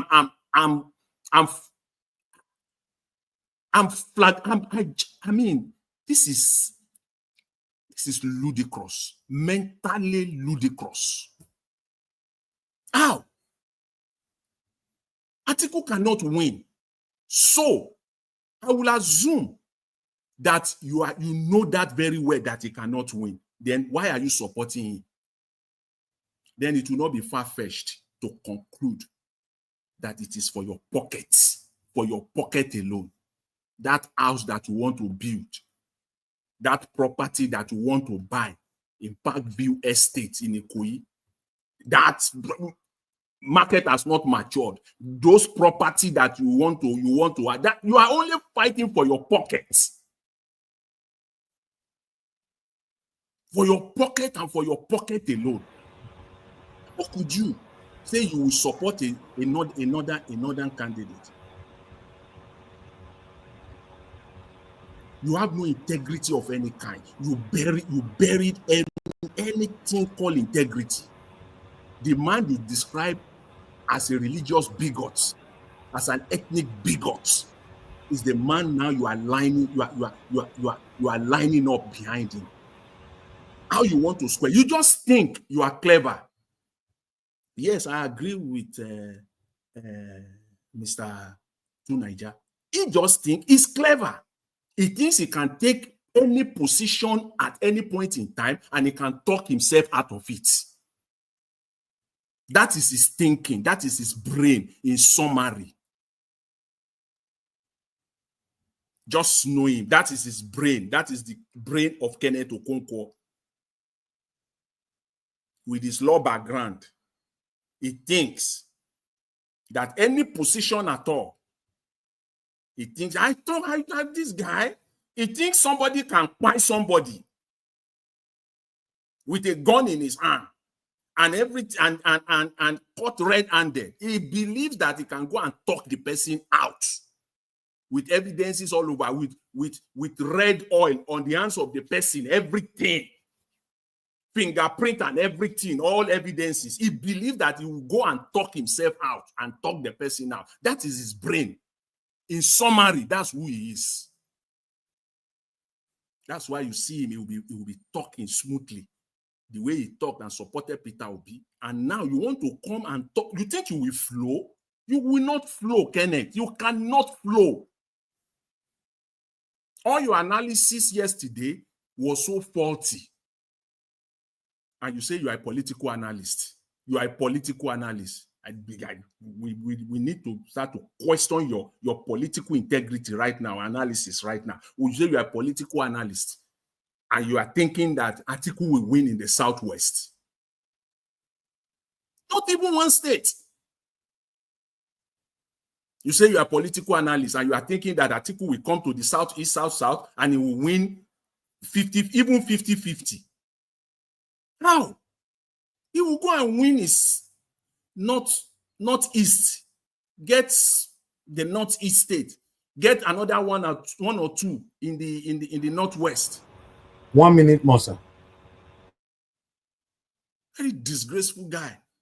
But as I said again, market has not matured. We'll deal with this as time goes on. I will end by saying this. My brother will always say here, Nigerian politicians cannot change. So the idea that this so-called coalition is not for Atiku, that it is eventually for Peter Obi. If you have that mind and you still think that Nigerian politicians cannot change, those are contradictory statements. It doesn't match at all. If you believe that Nigerian politicians cannot change, there's no way you can stand behind this coalition. You cannot. You cannot. They cannot change. I believe that firmly. Nigerian politicians cannot change. And so it is in this coalition. Thank you, Mr. Elvis. I'll leave it there for now. Thank you very much, Mr. Jonathan, for that submission. God bless you. Mr. Doa, please talk to us, sir. Good evening to you. Good evening, Mr. Najawash. Good evening, everyone in the panel. Good evening, Mommy in Diaspora. Good evening, commenters, listeners, and viewers, and the passerby. God bless all of us all.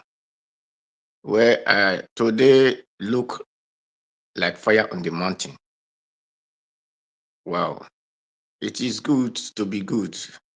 Yesterday, I said something that Kenneth Okonkwo should come and tell us what he will use to defend his new master. And I said something very clear. I said, or profound, that Peter Obi could not pay him or did not pay him when he was doing that.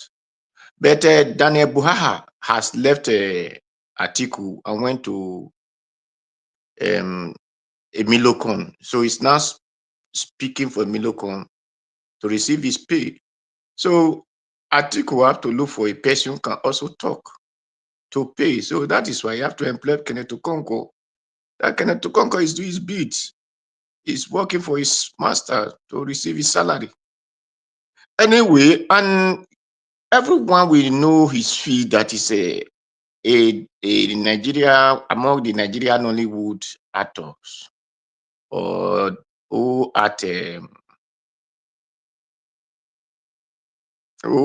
were so funny and had some mysterious film for Nigerians.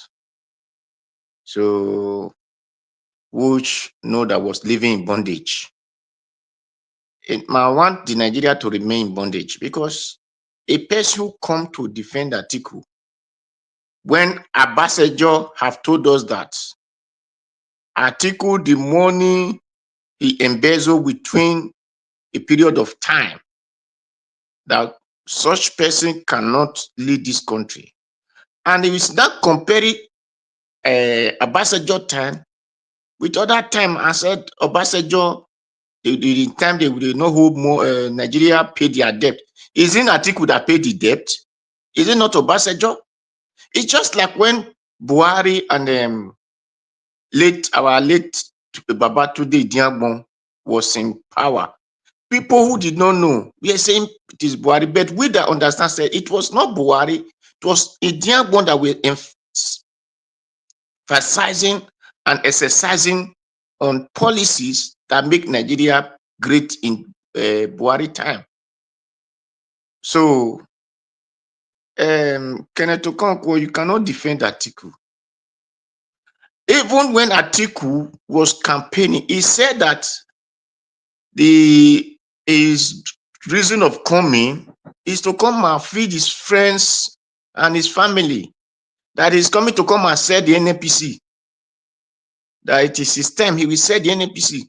So a man who have campaigned that, the only one resources we know, that's why they are using it to play gamble, that is now remaining for Nigeria, that is still working little, then you want to come and sell it.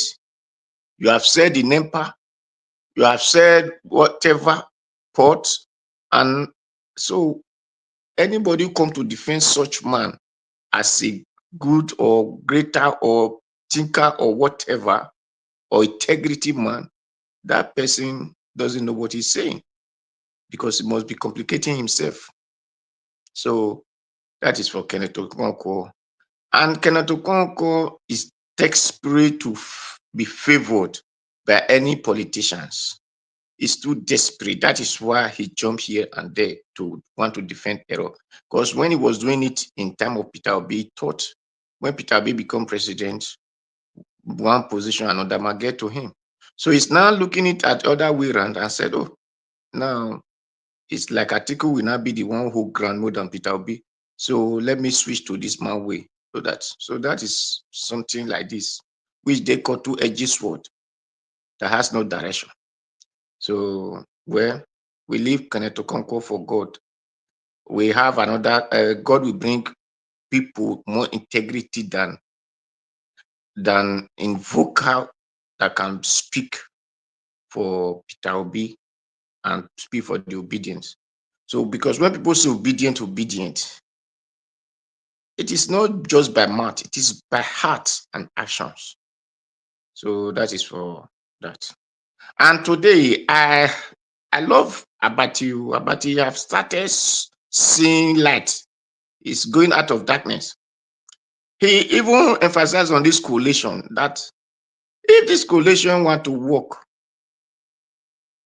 apart from only Peter Obi, then the rest should take away their interest of becoming the president, because the person that people follow to that coalition is Peter Obi.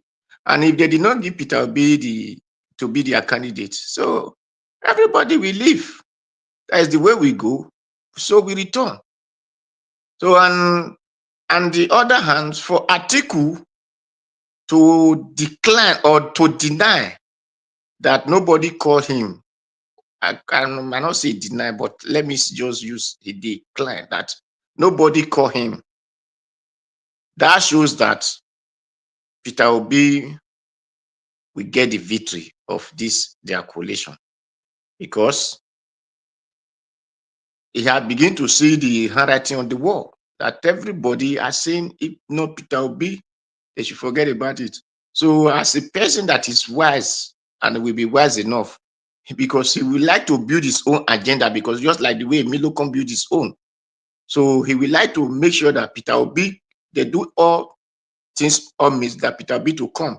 Because if Peter Obi come to the power, then it will make a good government so that everybody will believe on that party.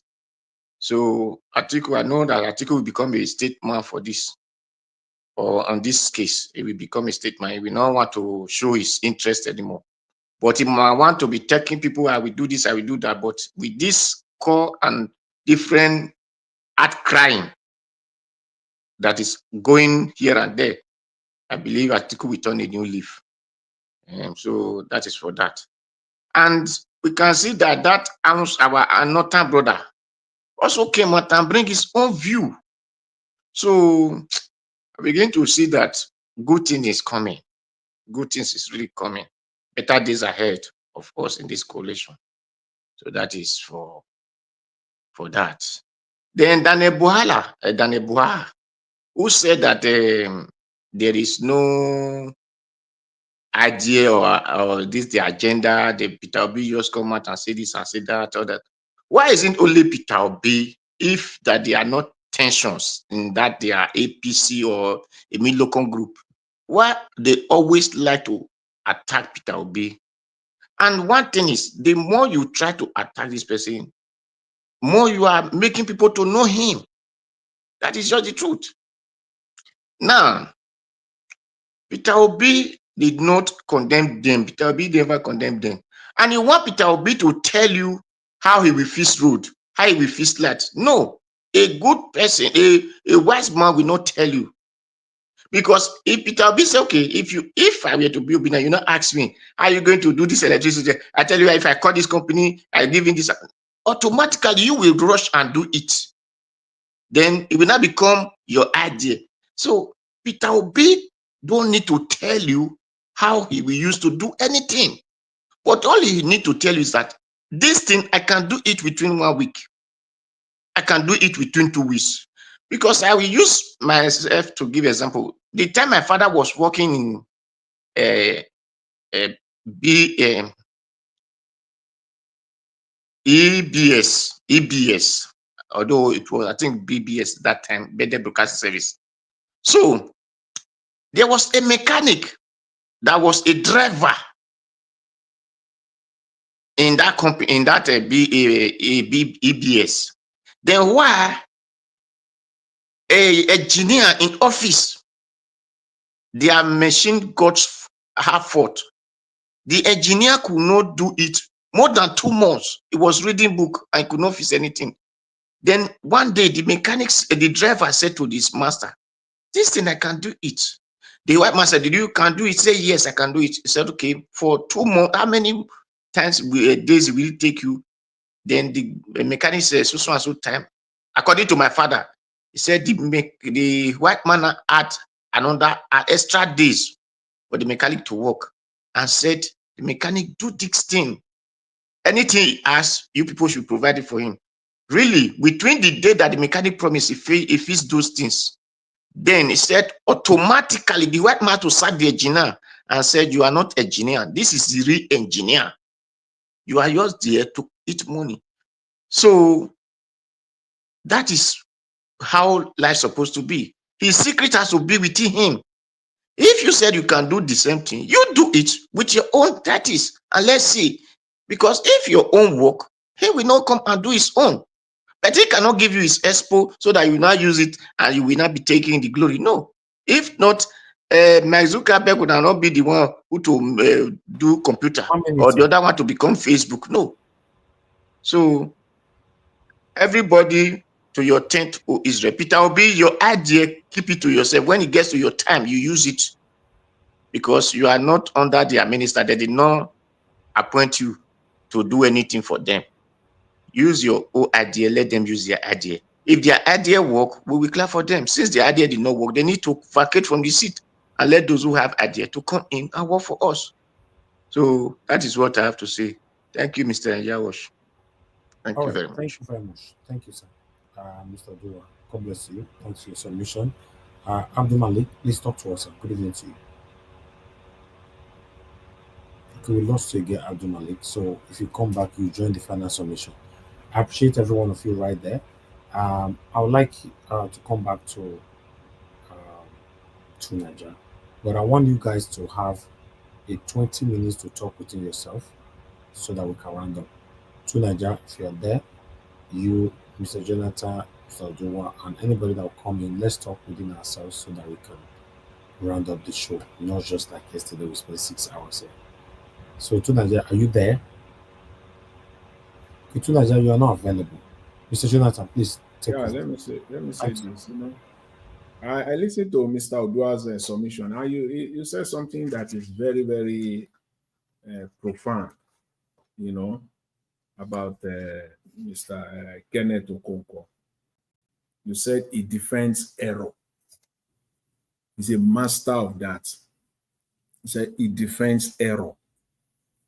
And that's what he's doing now. This is not the only time that he shifted to be on the side of truth was when he supported Mr. Peter Obi.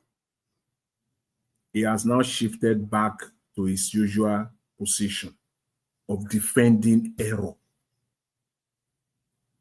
And the other part of their error, that is for Kenneth Okonkwo himself alone.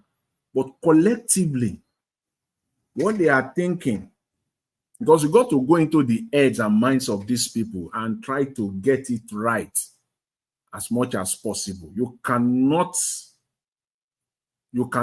be wrong. You cannot afford to be wrong in knowing what these people their thought process. If you are wrong, like as in completely wrong, it will be a colossal failure on one's part. You cannot. You must be able to know. You must be able to estimate based on what is coming out. No matter how they try to manipulate it, you can separate, the chaff from the wheat. One must be able to do that, because they try to hide, they try to manipulate, and all sorts. They try to do that. And one of the things that they are thinking, even as we speak right now, is that they can transfer Peter Obi's votes. They believe that Peter Obi's votes are transferable. What an error in judgment. Collectively, all of them. That the likes of people like Kenneth Okonkwo, Dele Momodu, that's what they are selling. And this is the basis. This is the basis, the underlying basis for the position that they are shifting to now. They think that the votes are transferable. They and to now add salt to injury, they believe that these votes are transferable to someone like Atiku. That even make it even worse. Not somebody else, not somebody that you can say yes or should it be, should it not? Atiku. That even make it worse. That Peter Obi's vote will be easily transferred. They believe that out of the 6 million allocated to him, because someone like Kenneth Okonkwo knows better, and I expect him to know better. Those that are in the inner circle, they know better that the actual vote that Peter Obi got was about 10 million. So in their head is that if they can transfer at least 30-40% of this vote to someone like Atiku, that is the error in judgment. Because that's not going to happen. As a matter of fact, out of that 10 million, more than 60% of them will sit at home. They will not even come out to vote at all. They won't even vote at all. If they know Nigerian politics very well and they know the minds of Nigerian voters right now, they will not even come out to vote at all. The remaining 60% of them will not come out. The remaining 40%, they will vote. They will just rubbish the whole thing. So that calculation is faulty. I see it as an error on their part. So it's not going to happen. Peter Obi's votes are not transferable. It's a type of politicians now that the votes mostly 80% of those votes are not transferable. It is either they vote for Peter Obi, or most of them will decide not to vote at all, or in anger, some of them will turn and vote for Agbado. They'll vote for Agbado. That's it. So how Atiku will now win in the Southwest? But again, you said something, Mr. Odua, which again, I believe that they are reading the temperature now. They are listening. They are reading the temperature. They might just decide that, okay, let's give it to Peter Obi. Because they are reading the public temperature now that this will not work. That's why Kenneth Okonkwo, ahead of time, because what Kenneth Okonkwo did yesterday, to let you know that they are testing the temperature, to let Nigerians know that they are testing the temperature. What Kenneth Okonkwo did yesterday was not an accident. It was purposeful. It was intentional. Sent by his political master to come and say it. You have not declared who will be the president. That is the coalition now. You have not stated publicly who the candidate, your candidate will be. You have not stated publicly which region of the country it will come from, but you are okay for a spokesman, possibly the spokesperson, to come and say, I will support another candidate. So what are we talking about? Is it not the same? So what you are now saying is that it's going to the north in an indirect fashion, in a very stylish and crooked fashion. They send somebody like Kenneth Okonkwo to come and, say that. For what?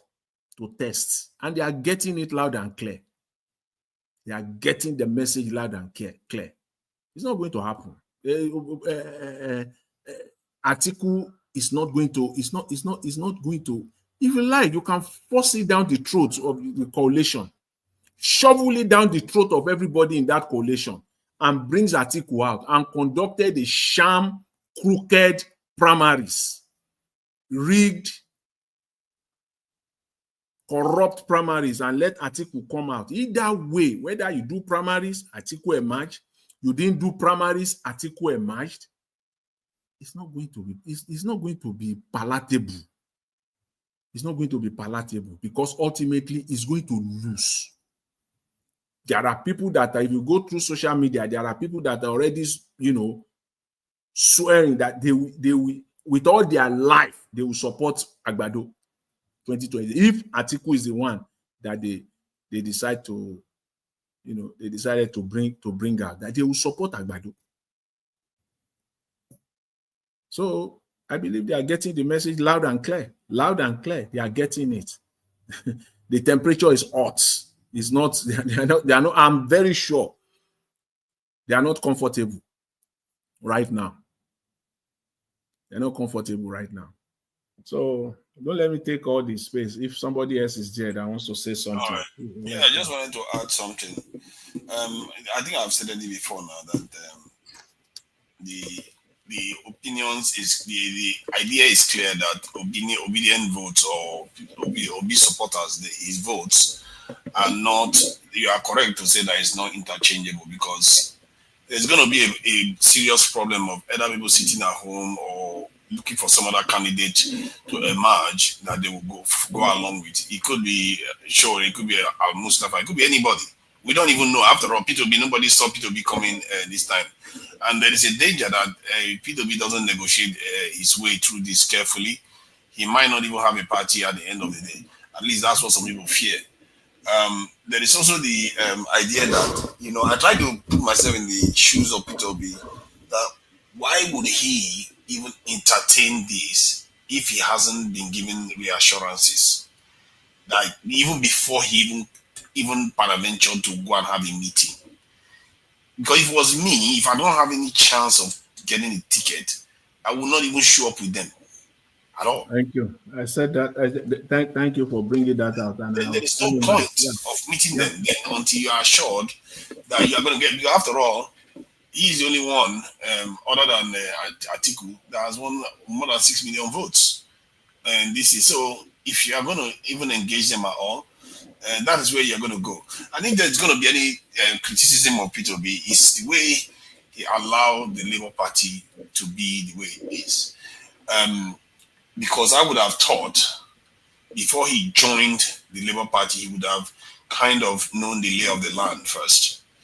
And he would have chosen a party where him and the leadership of the party are in synergy with what he wants to accomplish. The way everything has panned out has created this situation right now because, as I was saying after the election, by now, the Labour Party, if it was ideal, should have sent a strong signal of accountability, competency, and credibility as a party that can challenge this in the current government. As a matter of fact, people should have been defecting to Labour Party. This ADC you are seeing here, everybody should have been coming to Labour Party, and he would have been the presumed flag bearer. If only the Labour Party was on a sound foundation. I don't know how that happened, and that is one of the weaknesses that people criticize P2B for. Now, I'm just going to comment briefly on something that just happened in Washington today. This is one of the problems of having small nations all over the place. When people keep talking about you want to break nations up and all the rest. Trump invited 5 African countries to Washington to have a meeting. And I noticed that none of the countries have a population over 20 million, and they are all coastal. They are looking for nations that are going to build military base in. They are going to use to control whatever they are going to control on the continent. And that's why they call 5 nations. And even our current president is not even invited. He has not even been to Washington to go and talk. And so, in other words, what I noticed, the leaders, when they were all talking to the president, you need to see how our African leaders are behaving. They are like, oh, yeah, thank you for the Congo deal that you had. And we have natural resources. You can come and claim it. You can come. All of them just keep like twerking for the president. Come and take our natural resources. While the only president that spoke shockingly with a little bit of sense of integrity was the Gabonese president. And it turns out that he was a former military leader. You know, he took over, he was a coup of the previous one. Yeah. He came into office. So he was like, yeah, you can come and get our natural resources on a win-win basis. The idea is that we process our natural resources on the ground in the country. So he wasn't like, come and take everything and just go. Process it within the country. And the way he spoke, and I'm like, is this the reason why most nations are often transformed by former military leaders? Because there's something about politicians that are so, civilians, that are so easy to sell. They don't seem to think sharply. I don't know what it is. Because if you look at most nations that were transformed, they were former military leaders that became civilian governments. That's civilian leaders. So among these 5 African leaders, you can go and watch it yourself. You will see that. I saw the news. I read it is not by military, sir. Let me put something clear here. It is not by military. It is by who you are. I don't know. Maybe the military does something to people that makes them more bolder. Because he was the one that sounded like if he was coming from a nation. The others were like, come and take, please. Take whatever you want. We have natural resources. Aside from that Guinea-Bissau, most of them, they are not even major economies of... they are nobody. Black man to Nigeria, black man is too greedy of riches. Black man is too greedy of riches. He want to hold everything. He want to make sure that every other person beside him is greeting him like a did. Yeah, but if they were so greedy, why are they not trying to be like Oyibo people then? Make more money like them? No, that is they make money. They make money. Okay, why would you go and put money in safe tank? You're supposed to be putting water or waste or whatever. You go and keep money there. It is because they are so greedy. I think they are greedy and silly at the same time, isn't it? So yes. That is this. Because if they are greedy and smart, you can be greedy. Because the West, they are very, very greedy. All these people that are selling weapons are greedy. All these people that are selling you this in junk food, they are greedy. But they are greedy and smart. They use it to grow their wealth. These people, what they are doing, they are killing the country. Do you know our leaders are running the country to become poorer? That is greediness, sir. Greediness, the greediness of you looking to your own brother and say, be greedy me rakadede, which is not foolishness in the eyes of other person. When you call it greedy, you are missing the key ingredient, stupidity. Because that stupidity is where the greediness fails. It's not that greed on its own is a bad thing. Greed enables nations to expand. Is it not greed that is bringing America to Africa and the British to Africa? It's greed. But the problem is our own is stupid one. How can you have a farm? If you have a farm and you are greedy, is it not to make that farm bigger so that you can make more money? But these are our people. They will kill all the livestock. They will not feed them anything. The livestock will not have milk, will not lay eggs. This is the kind of people that we are creating. There is something corrupted about the way they think, and maybe they are not the right people. The reason why I comment on this is because we are talking about 5 African leaders, including one of them that is supposed to be Pan-Africanist. The Pan-African this one, which was Senegal, sounded slightly neutral. But it turns out that the military one, I would have considered a total sellout because he was he did it on behalf of the French. You know, we'll see how the meetings will pan out in the coming day because they are expected to be there for themselves 3 or 5 days. Yeah. You know? So we'll see. Today, nothing they are much. just there on the bidding. They are just there on the bidding. Who is going to be my America's friend? Because America needs somewhere to put their military base. I look like this in Cote d'Ivoire is not an option anymore. They kicked them out of Niger, so they are looking for one, and I'm sure they are willing to sell. That Senegal will not. That Senegal will not. Senegal, it will not. It will. I don't think Senegal will fall for that.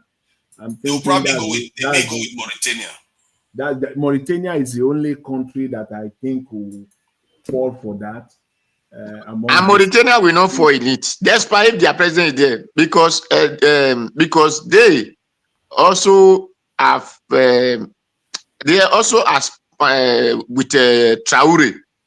Mauritania president is also with Traore, so it will not. Yeah, with Traore. No, not is in their group. It's not in their group, but his supporting his effort. I didn't know that, but the way he sounded, he was one of those people that was so happy to say, "I'm going to also recommend Trump for this Nobel Prize, Peace Prize." While other African leaders, some of them didn't even. Some of them, they invited them. They didn't even confirm that they would. That's bold, you know, to be in the White House there, and they ask you whether you will nominate Trump for Nobel Prize. And some African leaders didn't actually confirm that, like the one from Gabon. I don't think he actually confirmed. He just said something about, if he did it, and you will get it or something like that. He didn't confirm that he was actually going to support Trump, which is very interesting. So I just feel like sometimes it looks like I don't know, maybe it's just him. Malik, you did there? Who is Malik? Abdul Malik. Oh, if he's there, I'm here. Okay, now. So because for the 20 minutes not to take your time that you did not talk, that is why I have to remember and said you. Okay, they give 20 minutes. I did not hear. I didn't know that too. I didn't know that. Just yeah. Exactly, because they called Abdul Malik and. I thought that was called too now. Yes.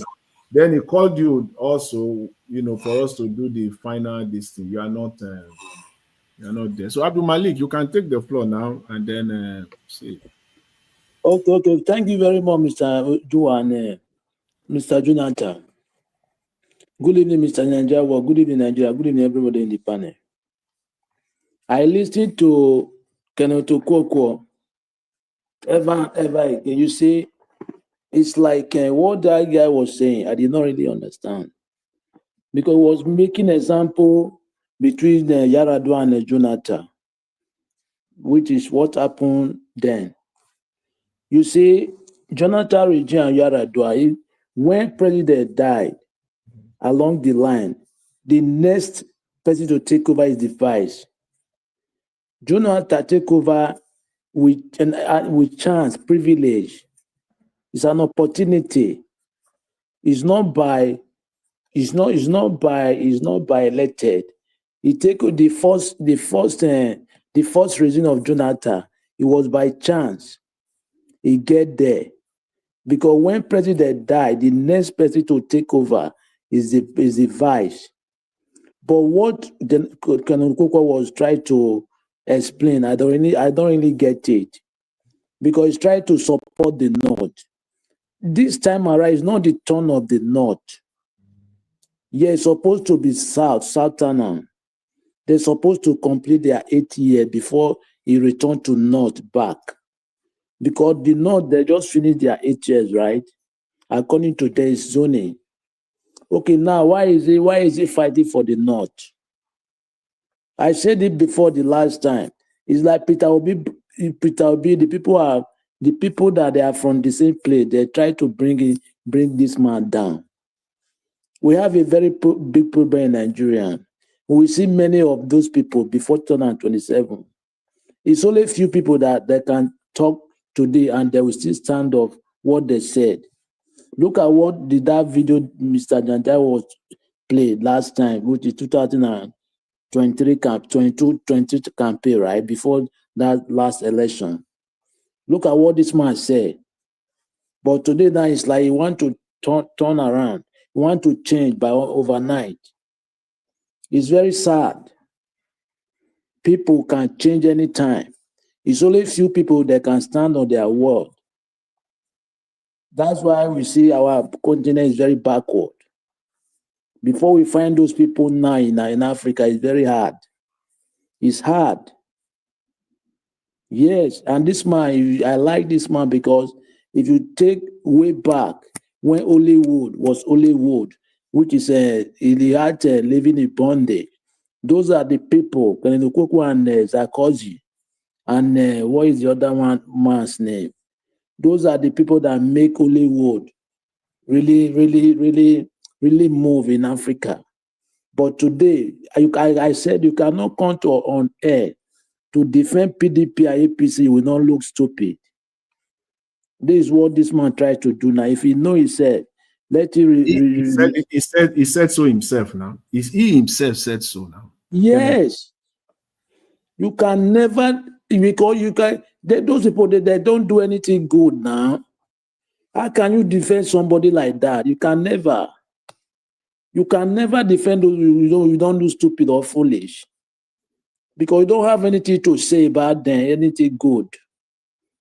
Yeah, that is what this man, if he know he said, let him just forget about this campaigning for Atiku. Now you are kidding me that there's a zone to the north. How? Why the south is not yet complete their 8 years? Who does that? If really you want to say, okay, let's do it according to the law, they make the agreement, right? Okay, why can't you go right? Why can't you do according to the agreement? Now you want to change it, that they should zone it to the north. It's not normal, it's not proper. Yeah, that is for that. That video that you show about those two, that woman and that guy that was stealing orphanage food. You see, there is no devil. It's between me and you. We are devil. Have you ever seen devil before? Tell me. No. The answer is no. It's we human beings, we are devil. The way we behave to ourselves, the way we do to ourselves. How can such people, you don't have human feeling? People that they don't have father, they don't have mother, they don't have anywhere to get shelter. People contributed, donated food to those people, but you want to steal those people, steal the food. You say that man said that, can they finish the food? Even though they cannot finish it that particular time, why can't they reserve it? Why do we have reserve? Even though it is 1 year there or 2 years, we don't spoil. According to the expiry date, you are saying that if they can finish the food. Okay, do you want them to finish the food now? People are very wicked in our country. Those people don't have human feeling. People that they don't have father, they don't have mother, they don't have anywhere to get to survive. You people are stealing their food to go and eat. How can you eat such food? You will be happy. You can never. People are wicked in our country. I don't really know where we are going to in that country. Everybody try to survive. And that is not right. It's not normal something. Like that pastor, the video you play, he was prophesied about Peter Obi and others. Last year, before that 2023 presidential election, Pastor Jeremiah from Delta State, he prophesied that any president that it will be very tough. The election will be very tough. But after then, anyone that they elected before 6 years, he said that everything will be turned to good before 6 years. Before 6 months, 6 months. Anyone that elected. But today it's almost 2 years plus. When June, June, July, August, almost 2 years and 3 months, right? When Tinubu was elected. But today everything is getting bad. I don't believe those people anymore. Yeah, I don't believe. Because sometimes what they say is not true. It's not true. Yeah, what did they say then? That the military will take over. But what we are seeing today, Agbado is seeing the power. It's not true. I'm telling you the truth. Let's just know what to do. The coalition is good, but let's just give to Obi. If they miss the Obi, if they don't give Obi, forget about it. Tinubu will continue. Because Atiku don't have chance. Yeah, he don't have chance. Even the North, they will not vote for him. How long he will contest? How long? Can't he rest? We have other people that can contest. Not Atiku. Let's find good people. Obi is better. Why can't you try Obi? I don't really know what is wrong with our people. Somebody that don't have any corruption attached with him. Why can't we try this man? If really want to make the country good. He said he will rule for 4 years, right? 4 years is not much. Okay, let's try him. If we will change the narrative, at least 1 year, 2 years, we can see changes. Not what we are seeing now in the country. We have been borrowing money, but the money, there is nothing to show.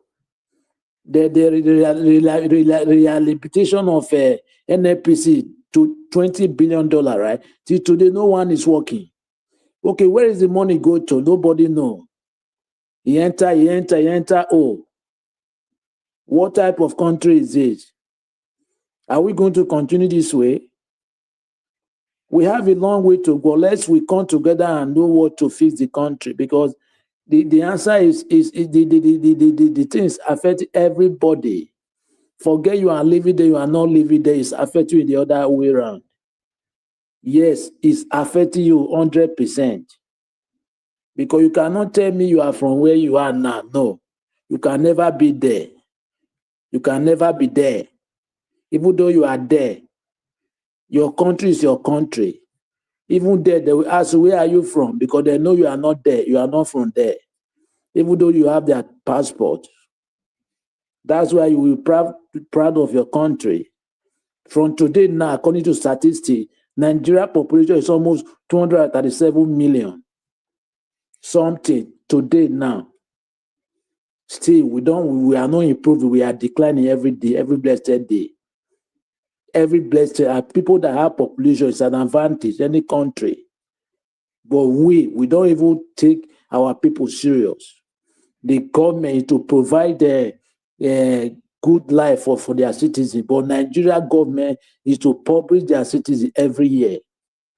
One person will steal money to go and put in abroad. What is the money doing there? To develop others' man country, but your country are languishing for poverty. Is it life? Now, I watched the video today. We cannot pay salary for primary school teachers in Abuja. For how many months back? You have not paid before. Today they just pay. Why the president last week he go to St. Lucia to go and give their scholarship? Why your teacher they have not been paid for how many months? You have never fixed your own. You are going to another man's own to go and fix. Our country, no. We have a long way to go. Thank you very much. Yeah, thank you, Mr. Abdul Malik. Yeah, thank you. That's Nigeria. That's Nigeria for you. The subject of that two Nigeria brought on these African leaders that are visiting Washington. I still want to wait and see what they will do in the next 2 days in Washington, and I think it's a total disrespect to invite 5 countries to come to you all at the same time, and all of them have one. The United States they are very good at this. They've identified those vulnerable countries in Africa and they targeted them, this country. If you look at these 5 countries, they have issues that the United States wants to take advantage of. Serious issues, all of them. It's like they are even begging for this visit, for this invite. And you see, where the conversation should be headed is, why is it we as Africans, whenever we encounter non-Africans like this, we don't reach the kind of agreements that enables us to prosper? What I mean by that is, the West is not inherently evil to deal with, because you can see with Japan is very developed and even more advanced societally than the West. You see South Korea flourishing, Taiwan doing well, even Saudi Arabia that has a monarchy that beheads people is doing fine. Why is it that our own is different? Is it not on us to try to find a way to make it work for us? If it doesn't work for us with them, then we'll find some other partners. It's leadership problem. We just have the wrong set of people leading us in Nigeria. All these countries, all of them. The only one that I can just kind of give maybe a little edge there or a benefit is Senegal. I'm trying to figure out the purpose of this visit for Senegal. That's why I said I want to wait for the next day or two. But all of them, the rest of them, these people are going there to beg. Is it Liberia? That country has no cash. They don't have money at all. Their health system is completely paralyzed, and Trump even disrupted it, in a very abrupt, sudden manner by removing aid. I suspect that it's not the other way around. They are not going to beg. I think what is happening is that they will beg when they get there. Obviously, this is what they do. However, it's Americans that call them because they need them for a reason. There's a reason why they pick these 5. Yeah, that's what I'm saying. That's what I'm saying exactly. That America timed it very well. They are going to leverage on the vulnerability of this country. Liberia, for one, they will give America anything for money, for change, as a matter of fact. This Guinea-Bissau country, America don't have embassy in their country for almost 20 years, over 20 years. Remember that riot, that mutiny where they are buying even all foreign military personnel. America closed their embassy from that country like over 20-something years ago. They don't have embassy there. Their president was so happy that, he's been invited to Washington. So these are countries that, is it Mauritania? Mauritania also don't have good relations, and US want to leverage on that one because, Mauritania is mostly an Islamic country. Yeah, Mauritania is very dangerous to the Sahel. Very Islamic country, and they don't have, first, if you know now, you know that they don't have diplomatic relation with Israel. And they don't have diplomatic relation with Israel. If I was America, I would pick Mauritania as a nation to do business with. Why? Why Mauritania? Location, because their strategic location at the edge of the Atlantic Ocean, very close to America. At the same time, they from there you can deal with the Sahel nations and watch what Traore and the others are doing, and then you can still access West Africa to an extent. So it gives them a foothold, and it's a kind of large country, little population. The government, you can influence them more easily. You see what I mean? And Mauritania is not even in West Africa, where most of the population is. It's in North Africa, because they left West Africa and went to join North African organization. So you can see why I think that gives them a lot of leverage. If they go to Mauritania is one of them because they need West Africa. And Mauritania is close to West Africa. They can't go to Mauritania. You know why Mauritania and US, I don't see them. They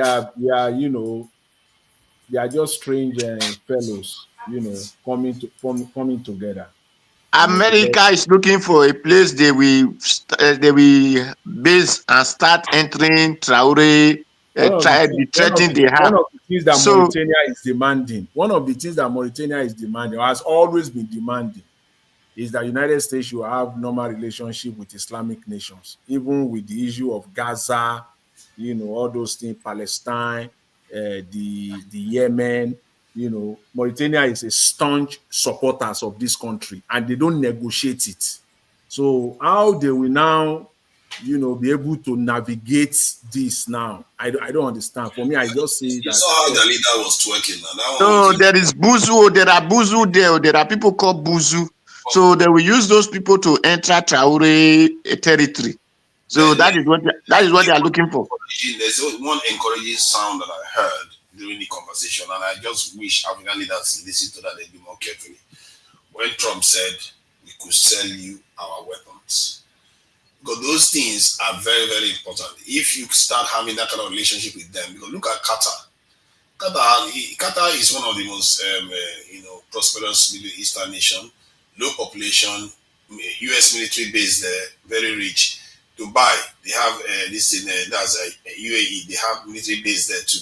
They have military base in many Eastern countries. The United States will sell them weapons in exchange for what? These countries don't have exchange of our resources. That's why I know. That's what I exchange. I think it depends. See, it depends on what your resources, what you are doing with your resources. Right now, we are not mining enough of our resources, and we are not processing enough of them. If we start processing them, we'll have the money to secure these things. Because when you start, you are talking of leaders that have brains. You see. Don't you know that they are doing all their effort trying to make sure that they bring Traore out of office? That's all part of the Traore is one of them that they're after. And they also want to push the Chinese and the Russians at least contain. So that is the reason they are calling these people close to this. It's part of it, because I don't see any reason why. I mean, I look at these 5 countries strategically. I just look at these 5 countries. They are deeply in real problem. And, you can get when a man is in financial problem, that is always when he's at his weakest point. And so it applies to nations as well. The only country I can single out is even Senegal self, right? That guy said it, their president, when he came in. When he was elected, was it last year or so, early last year, when he became the president of Senegal. The guy, when he got in fact, it was not him directly, the wife came on Al Jazeera and said the treasury was nothing. They don't have anything. So that, everything the guy was promising and everything, when he got there and the guy saw the real scale of the level finance of the country, said, wow, they literally nothing, no money. So I think that guy too is vulnerable too as well. Sir, I want to say something. Me, I don't believe in any country doesn't have anything. It is the ability for you to bring your. Did you know that today all Burkina Faso are happy to voluntarily doing everything in their country? Look at the road. Look at this interlocking tie road they did. Most countries are rich. As long as you have people, most countries. This in many countries that don't have natural resources like Singapore can become rich. That tells you that most countries.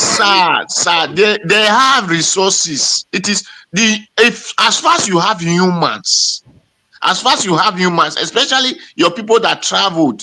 It is the ability for you to bring your people to understanding. Think of what you will do for your country, not what your country will do for you, because your country only give birth to you. You are not the one to make that land a better place. So, but if you went there with, I'm giving an example. I said, if I'm a governor in Edo State, under 1 year we change Edo State. You cannot say as a son that there is no work and you have 2 cars. How come? Yeah, but you're saying now most Nigerians, if they get the opportunity to get more money, they always go for more money, and that is you can't say that you are a graduate and you are looking for a job, and you have a house. Then how did you not build a house? Where is the money? Then you are going to party. That means you are not looking for a job, because that money you are using for a party is what you will use to create job. So government will still have to provide the enabling environment. The environment is there. The environment is there. The enabling environment is not The there. environment is not there now. Okay, for example, now take a farmer in Nigeria now.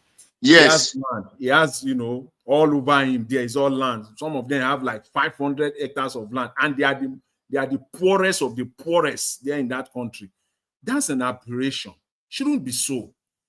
Somebody who have land, government, one single government policy will turn that farmer to a billionaire. Just one policy alone. With that is, you are right. That is why the enabling environment, I believe, must be created by government so that people can thrive. That's why you see, for me personally, the best president in Nigeria for me is Yar'Adua.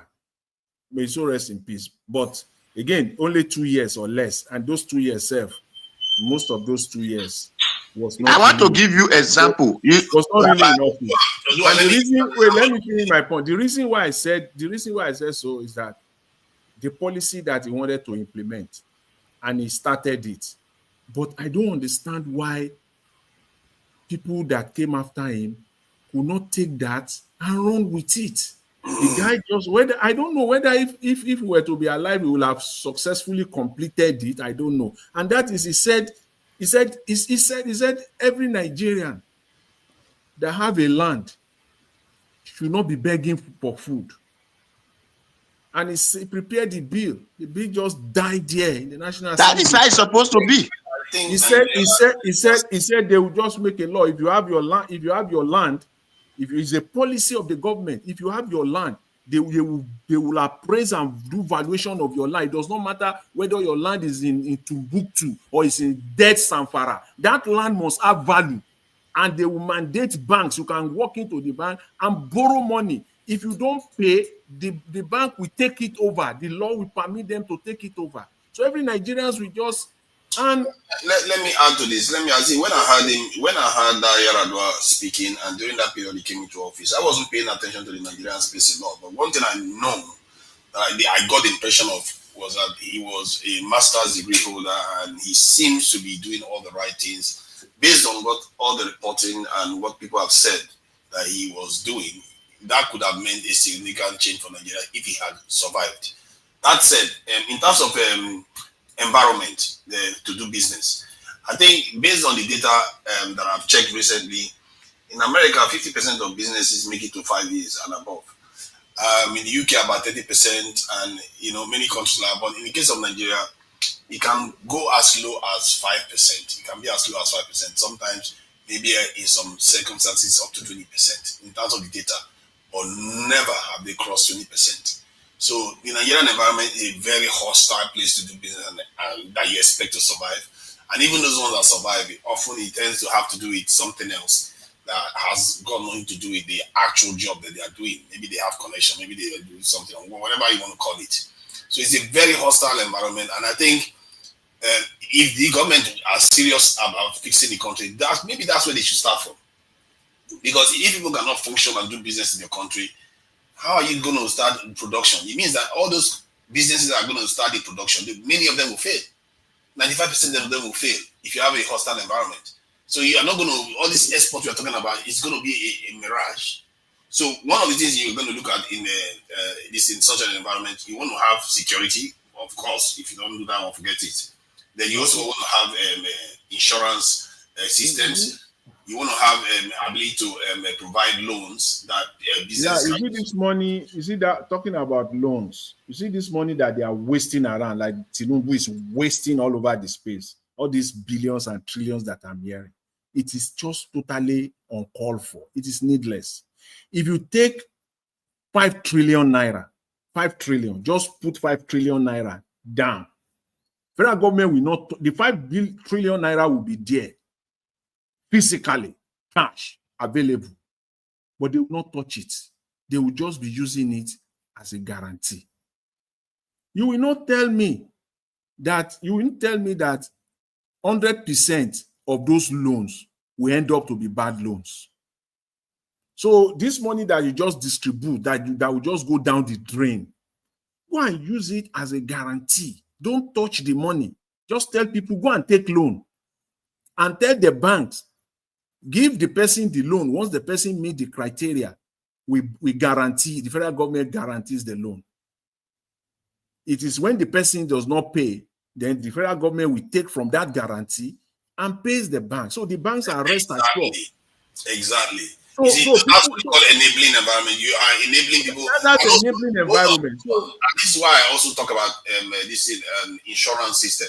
If you have a good insurance system, when businesses are investing billions upon billions of dollars, or hundreds of millions of dollars, they want to be assured that if something happens, if there was a fire, if there was instability or something, that they can claim insurance to rebuild again. And the government will need to guarantee that. And remember, if the government guarantees that, they will now also be incentivized to do the right thing in terms of making sure the country is secure. And they will want to do the right things, making sure they don't cause political instability themselves. Because if you cause it, you have to pay out to those businesses. You know that if government, real government, they have good intention in mind. If they do that, they will put laws in place that will ensure that those banks do not sabotage it, because they want their 5 trillion naira. They are protecting their 5 trillion. As much as they are giving them assurance and guarantees, the government will now put laws in place to protect that 5 trillion. You will see that at the end of 5 years, 4 trillion or 3.5 trillion out of that 5 trillion will still be there. And literally, you have distributed the 5 trillion in terms of loans and all the rest of it. But at the end of the day, the kind of multiple impact, economic impact it will have, produced within the economy will be very, very extensive. Okay. Let me ask. I think Senegal have oil. No, Senegal don't. They have, but they are not exploring. Okay, thank you. Now, you see, when I said just now, I want to use myself and give you an example. I want to use Edo State to give you an example. When Obaseki, they said Obaseki borrowed money in the name of Edo State. If I'm a governor, and anybody said my state borrow money, you know what I will do? The people who borrowed the money will come and pay the money they borrowed. Because you cannot go and borrow money without using it to generate what you used to pay. So they will go after them and arrest all those people that borrow your money, because I'm not the one. What about the one they use for infrastructure? Yeah, the infrastructure you use it for must be what we bring back money. So you cannot. How will the? That's good. If you use it for a road, the bridge bring money. It's the economy impacts now that it will bring, and then the comfort to the. So, sir, if you use it for a road, the road will be paying tax. So if the road are not paying tax, that means how will the road be paying? Is there an expressway that you want to introduce? Now, the reason that we are not seeing those things, the government, anybody who have come, does not even know the data, or you cannot even give the number of community, villages that he have in his state. Not to talk of the name of the streets or numbers of houses he has. That is why we are not seeing those things. If you want to run a government, a successful government, that is why I'm always saying, I will not go and borrow money from outside to make my place. First, the people you employ, you make sure that all streets are numbered, all villages are well known and registered, all houses are known. Any landlord, if you have 10 houses, it must be known that you have 10 houses by the government. Then from there you start it. Now this farm, I will use farm. If I'm a governor, my state is going to be food production. Those that will be producing pineapple will produce pineapple. Those that will produce corn will produce corn. If it is Gary, village to village must contribute. Because why people pay their citizens, why are they paying? They did not plug that money from elsewhere. It is the community who plan those things down for their generation to come. So because voluntary land to produce food At the end of the year, government and the community share the food. That's a good, you need a committed government to be focused on agriculture, because when the first impact of that is that food will be extremely cheap, very, very cheap. The government and the citizen share the food. You go and sell your own, because that is why you only hear me talk of tractor. And that is why I said, in my place, you cannot come and steal. If you are a thief, no problem. Then you will become automatic employed. You have to work the money you steal. That's why China today, I was there earlier this year. Each time I go to that country, food becomes cheaper and cheaper. That place is the country where the food is the cheapest thing in that place. You see, their economy, as big as their economy is, so look at their population. Did you think this cow that is causing problem?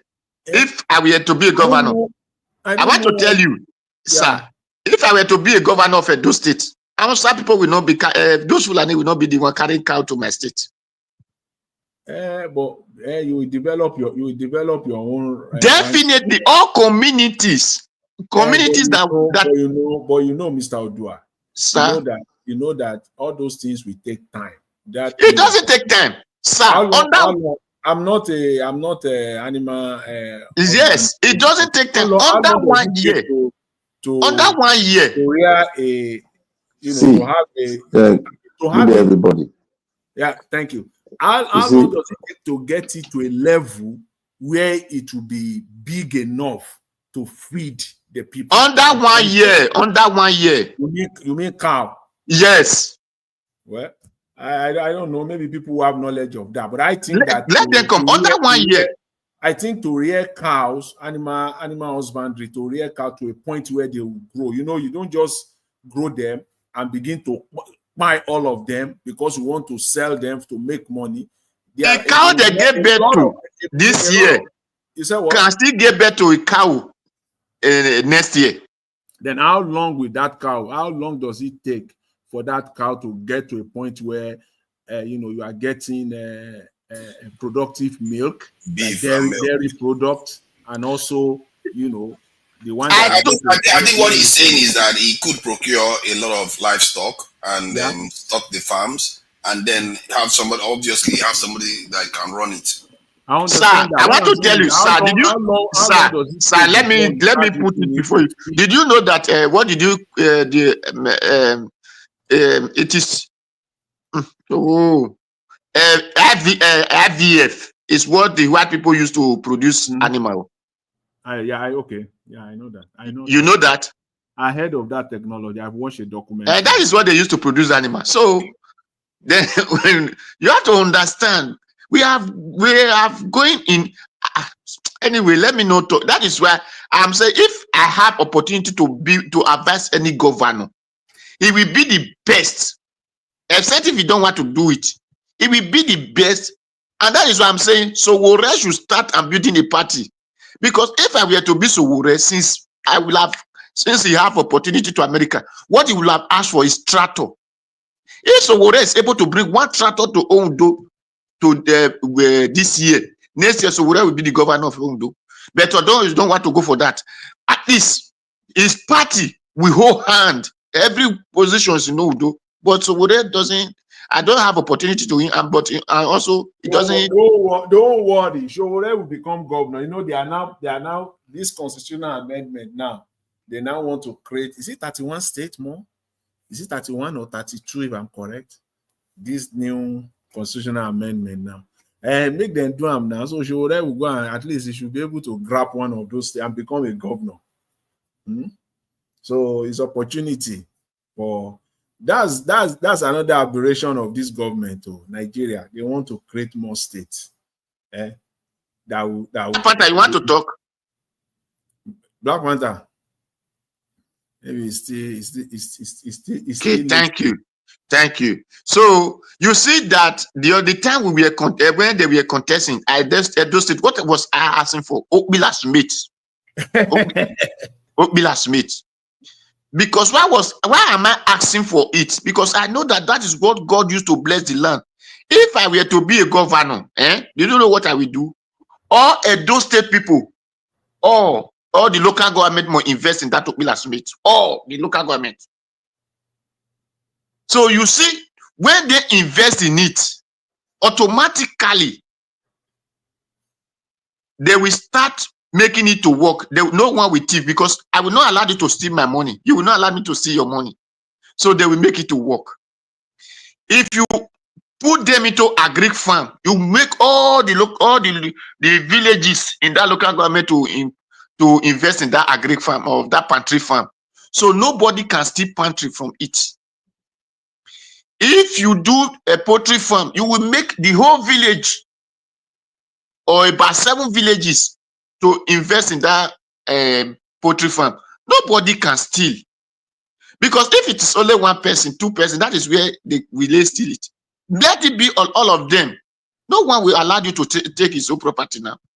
So by the time you engage communities in different ways of life, before you know, they will start clapping for you as the best guy. Because at the end of the month or at the end of the year, they all will be paid from their investment. But they will no longer see it as only their investment. It is cooperative. So that is why I always use cooperative is the best, because our people doesn't have that idea. And that is why they cannot come out on television and talk to people. Like you know this. That, you know that, Mr. Odua, you see what you are talking, what you are saying now. Yes, it's a good idea, but you must know that the level that you are taking it to, is a large scale. That means that it will require proper management. It will require proper management. It will require, big chunk of expenditure to run it effectively. Sir, I want to give you one experiment. I want to give you one experiment. Yeah. Now, I provide the land. 20 people bring one cow. Not cow, sorry. One goat. One person can afford 1 goat. Abi? But if you try to afford 20 goats, you will not be able. So if you need 20 goats, what do? You call 20 people to bring 20 goats. Automatically become 20 goats easily. That chunk of amount you were talking about, has it not come out? Baba? And what will you do with those animals? No, that is how you build companies. That is how you build these people. This is how you build the money that they are going to be generating from in the land for them. What just matter is bring this idea, look for all the people of that land to contribute to it.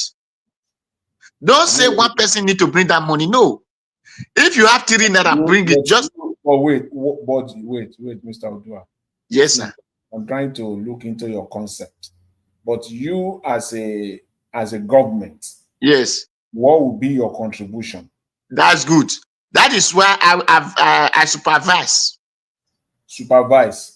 Yes, because we say government holds the land, is it not so? Will you inject money into it? Yes, at least I will do the little bit I can. Like now, let's say something. We said government. That little bit you said, that it won't work. Oh. It works, sir. That's good. I want to give you an example of one thing. Let me add something quickly before you go. I think basically what Odua is arguing for has merit. It's part of what I talked about when I said something about collective intelligence being higher, better than individual intelligence, because it does have bigger impact. Like, he kept saying not only one person, because we have seen one Superman try to do stuff all the time. Have you ever tried to play football where the team, one guy wants to play all by himself? Chances are that team is going to lose to another team that is playing collectively. Collective intelligence has greater impact on outcomes. So when you have a community working together to for a common goal, they have a common interest, a shared interest in ensuring the success of that system. And because of that, the chance of success increases. An example of this is like with Ethiopia. They wanted to build that dam, and the government decided that, you know what, let's go to the citizens and ask them to contribute to building the dam. And the citizens contributed to build it. I think that's the largest dam in Africa now. And when Egypt threatened that dam, everybody was up because they have a collective interest in making sure the dam works because they contributed to it. The people of the country contributed to it. So you see what I mean? And I think this is what I was talking about, that we have to have participation in the government. And let's say the people are paying tax too. They will feel like they are part of the government because now it's their money the government is using to build the country. But if the government is using oil, it's not their money. They don't feel like it's their money. So I think that there's merit to what Odua is saying regarding collective ownership. And if the government is there to support it and give them assurance. Yeah, I know. I'm not disputing the strategy or the policy idea completely. I'm just saying that government will still have a big role, not little, a very big role to play, to see it, you know. Yeah, you can be an arbitrator and making sure everything is going smoothly. And I think that would be less. Even the oil that you talked about, there is a way the government, you know, to get the people to have that sense of belonging. That oil, that's but because they can get away with it, because they can get away with it without bringing the people closer. Because they don't want to do that. Because they know that if they do that, they will ask them for more accountability. Exactly. And they don't want that. So that's what they're doing. Babatunaga, actually, you remember there was a drink called Canada Dry in Edo State that time, Bende State. Canada Dry, yeah, Canada Dry. I don't know. It looks like you have been around for a while. Okay. Canada Dry. I know Canada Dry in Nigeria now. That's good. That Canada Dry, did you know that it was being produced by Igbenedion, Esama of Benin? Why did he fold up? I said, if I were the owner of that drink, he will never fold up. That is where I calculate my collective effort. This cooperative, very necessary. If Canada Dry was selling just like the way 7-Up Coca-Cola was selling, you know what you need to do? Call all Edo people. Let them be a stakeholder in it. All of them must have share in it. At the end of the month, they have to pay them from that. At the end of the month, their share have to return back money to them. Did you know that they will no longer know Coca-Cola is sweet drink? They will no longer know that 7-Up have sugar. Whether that Canada Dry is bitter or it's like ordinary water is what they will go to buy. Because at the end of the month, their money is going to come back from there. Yeah, that's logical. But because they did not invest money in it, the jealousy come. You see, I say, I beg you. Is the mindset of Nigeria. What you are talking about, we need a total reorientation of the people. If you look at businesses in Nigeria, they will thrive when the owner is alive. Once the person is always a one-man show. It's always a one-man. That is what we are talking about. All those industry giants that we have in Nigeria. If you just look back over the years, once those people buy, their business or businesses buy with them. Yes, because it's of one person. It's of one person. The children, even if it is private, here in North America, most of the businesses here. No, it's of one person. See, even in my locality here, 2 weeks ago, I attended an event in my local community here, a family that donated to the hospital. Yeah. That business has been in existence for 102 years. 102 years. Private car dealership donated $5 million to my local hospital here. Is because the man who started that car dealership, the man don't buy. The son of that man that started that is 86 years old. Is the grandson and the granddaughter that is now running the business that donated $5 million. That business employing, almost 200 people in the community. That business will not 102 years. That business has been in So what is this? What do you think is special that enabled its survival? What is special is because they have that succession plan to continue. In Nigeria, they don't. It is all about themselves. And that business, you will now see the people that are running it. It is not the grandson. It is not the granddaughter. They are there on paper as the guy came there on paper as the they'll be board members. As board members. The CEO is not the son, is not the daughter. The VP business development is not the son, is not the daughter. But the problem with Nigeria is that when the heart of the business, the owner of the business died, the other actors, the board members, instead of them to carry on with their normal procedures so that they can build this. Sorry. This goes to the heart of our problem, isn't it? Instead of them to carry on, because it's in their interest to carry on building the company so it flourishes, one person or two people want to hijack it in their own image. They want to sabotage it, children, take it in their own image and split the company and break the company up. That's what tends to happen. Yes, you are right. You are right. You are right. Look at this man that just spy now. But did you know the reason? Did you know the reason? Mr. Odua, just to buttress the point of to Nigeria. This man that just spy now in Nigeria about 2 weeks ago, or there about 2 weeks or less now. Dan Tata, you will see now. Just wait and see. Just wait and see the kind of business. Just give it 1-2 years. The next thing they will be talking, they will share the estate amongst themselves. Hello. Yeah. How are we guys doing? I've been listening to. I was doing my eye test, my doctor's eye test. So that was why I couldn't. The place was like an underground stuff, so network was until I went into their Wi-Fi.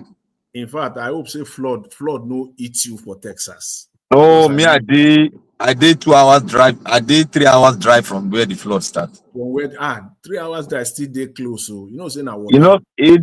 I did for hill now. Me, I did hill. Me, I did hilly place. So by the topography on my side, there cannot be flood on my side. Okay. Yeah. I hope people are safe. Flood will be carrying someone like Black Panther away. This one doesn't see clearly. The problem they had was with the dam. Okay. And America don't have a very good irrigation system. That is a drainage system. It's not very good. A lot of people said to have died though. I think it's around 160 now, so that's a lot of people. It's 175. Wow, it's climbing now. It just keeps climbing. The last one I heard was 150 something. And the reason why it's high like that is because a lot of like this time, summertime, they get a lot of people that goes for camp meetings. Okay. Like students, I heard about a lot of students died. So that's it. Sorry to hear that too. Nobody wants that to happen to anybody. Yeah, and mostly the area that is affected where those places that farmers are, those places where farmers, they outskirts of the town. So basically, those farmers affect very well. Dead end areas in America where you get there, you think there's no human being living there. Yeah, everywhere, no human being live. Even like forest, they would like to reach that place. So you see, like sometimes that's why they say environment changes a human being. You see, the concept of Nigeria, I don't know why our leaders are just very, very, very wicked.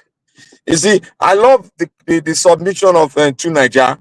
You see, to Nigeria, you see, your submission today was very good. And your submission at the beginning of this politics concerning Pan-Africanism is good. But the problem we the problem I have with it is not being set forth at the set time. Now is the set time. And you see how the postulate, you are not merging our postulate with your own Now you cannot see that they are both merging now. Now these leaders we have, they are evil. They're just difficult people, and they don't want the country to go anywhere. They just continue to sell the country. Just imagine if we have a system whereby people come into the country, they spend 10 years, they can be a national of the country. I don't see anything wrong if a Fulani man applies to become a nationalist, no matter where it comes from. As long as it comes through the right channel and is being processed, is being ID, you can be a member of the union. There's nothing bad in it. Like the world we have today is the bigger the population, the better the country, and the stronger it is. Make the people believe in the country so that they're able to fight for the country, even if they don't even have 3 square meal, but they believe the country is for them and they have the heart to deliver to the country, no matter their situation. After all, in America, they have poor people that cannot even eat 3 square meal. In UK, they have it. In China, they have it. But why is it that our leaders are so wicked? And why is it that the wickedness has been transferred into the Nigeria itself? Because for us to identify a good leader, we need to have a sort of the criteria we look. But most of us don't even have. The good leaders that Nigeria can say is the good leader is the leader that hand over money in their hands immediately. That is what they term as a good leader in Nigeria. Even in Africa as a whole. But we need to change this concept. That look, it's not a leader that gives you money directly that is a good leader. It's a leader that makes you to cultivate and contribute your own quota to the union. A leader that encourages the youth to be creative. What stops us from creating our own weapon? What stops us from creating our own drone? The Turkey that we have, were they producing drone 20 years ago? No. Were they producing a fighter helicopter, which Nigeria bought 5 from them about a year ago? A fighter helicopter. Were they producing it? No. But they stole technology from America, and they produced a prototype of America a fighter helicopter that fly as if it's a jet. I forgot the name they call it. So we should make a big union by believing in ourselves, and we have a bigger market in Africa. If Nigeria can produce armored personnel carriers, we can produce. Why is it that the government is not encouraging it so that they can expand it, so that we can fill the entire Africa with our own armored personnel carriers? Why? Because they don't have a vision. Because they are corrupt. These are the things we saw yesterday. That make us, we are standing our ground till now. But the man that does not know where it's coming, how can he stand his ground? Many Nigerians don't know where we are coming from. That is why most of them cannot stand their ground. Just look at what is happening now. Somebody will come into the channel. Just look at Okonkwo. If anybody have not faced what is called a traitor, a backstabber before in his life, he should count himself so lucky. I was a member of the union in my university days. I carried it up to from south to the west to the north. I learned to know the Hausa man better. And I love their way, because their way is not what is being practiced now. But what we need to do is to have a union.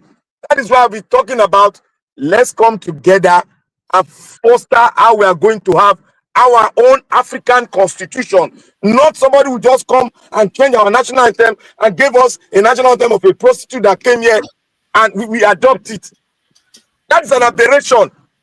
Any government, any president that comes in now, if Obi comes in now, it should make sure that it turns around that national anthem.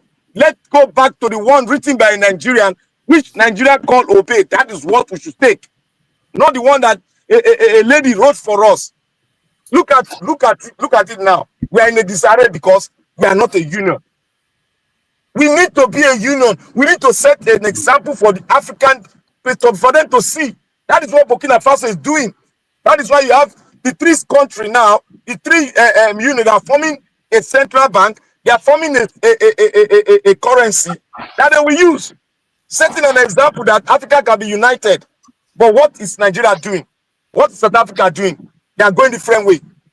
You see America selecting some, I call them less privileged countries in Africa that don't have something that we can hold. But they are trying to have a drone base right here, right in their country, so that they can monitor.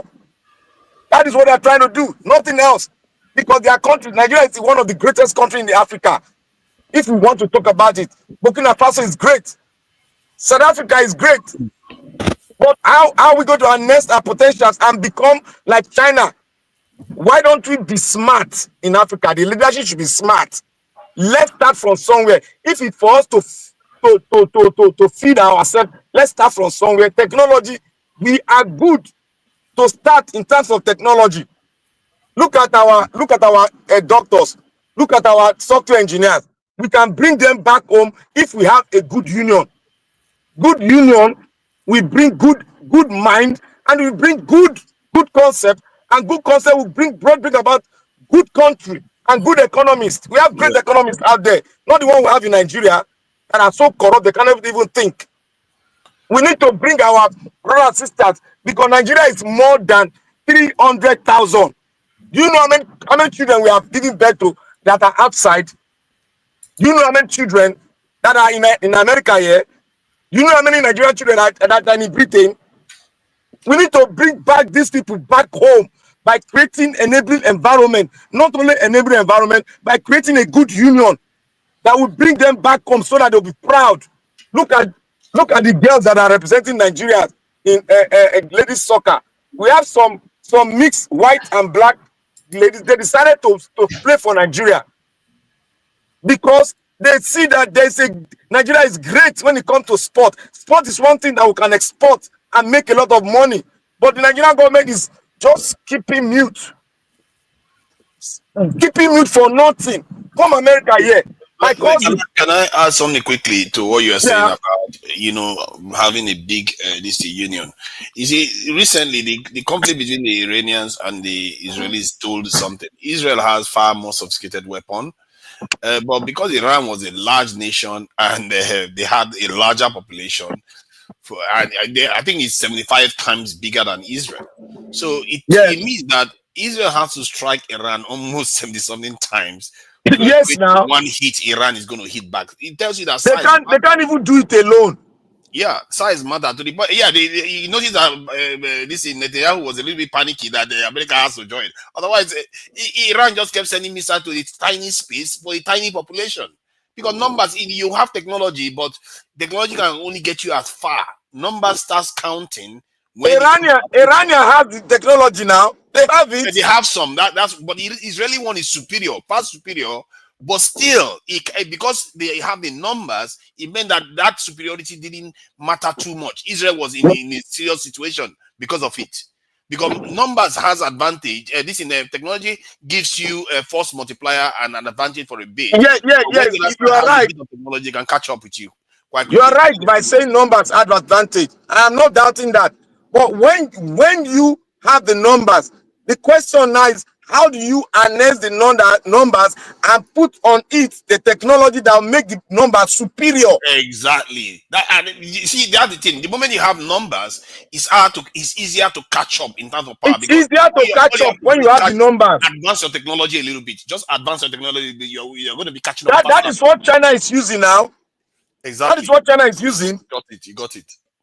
China stole every country in the world. They are stealing technology, including America too. So if we can harness ourselves and steal technology too, there's nothing bad there. Nigeria can produce, I am very sure, I can beat my chest. Nigeria can produce armored personnel carrier. If you count 5 in the world, Nigeria is number 4. It's on the internet there. Armored personnel carrier is one thing that you need to put soldiers on ground in a war front. Nigeria produced one of the best, and it was produced by a military general. Yeah, in Nigerian we are ports. even making ships now. Nigeria are making. We are making small ships. Yeah, What is smaller ones. there for the Nigerian government to exploit this area of bringing in serious, strong resources to the country? What is stopping us from being a superpower in Africa? What is stopping us? And That is the question. in a way, I like Trump. Trump is willing to do business, but I don't see Tinubu going there to say, you know what, let me But be we are not ready to do business because we have a stupid government. Trump is somebody that will sell any aircraft for you if you are that guy ready. will sell anything. He will sell anything. I tell you. Anything. He's a transactional man now. Yes, now. Not said. People are And not this is serious. an opportunity for the Tinubu government to go there and get some of the most sophisticated tools you want to get.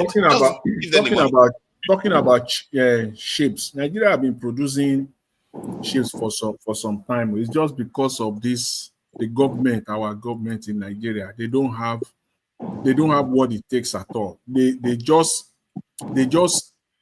ensure. I mean, it's like working deliberately and starving these people of funding. They don't give the Nigerian Navy enough fund. I was privileged in 2009 with a friend of mine to visit the Nigerian naval shipyard, Amadu Bello Way in Ikoyi in Lagos, and we went to their officers mess and everything, and the naval captain who was in charge. In fact, he took us there. I'm telling you, my mouth was open ajar for the almost about 40 minutes. This guy was showing us the work they are doing. They build this thing from the scratch. That yard is massive. I never knew that there is a place like that in Victoria Island.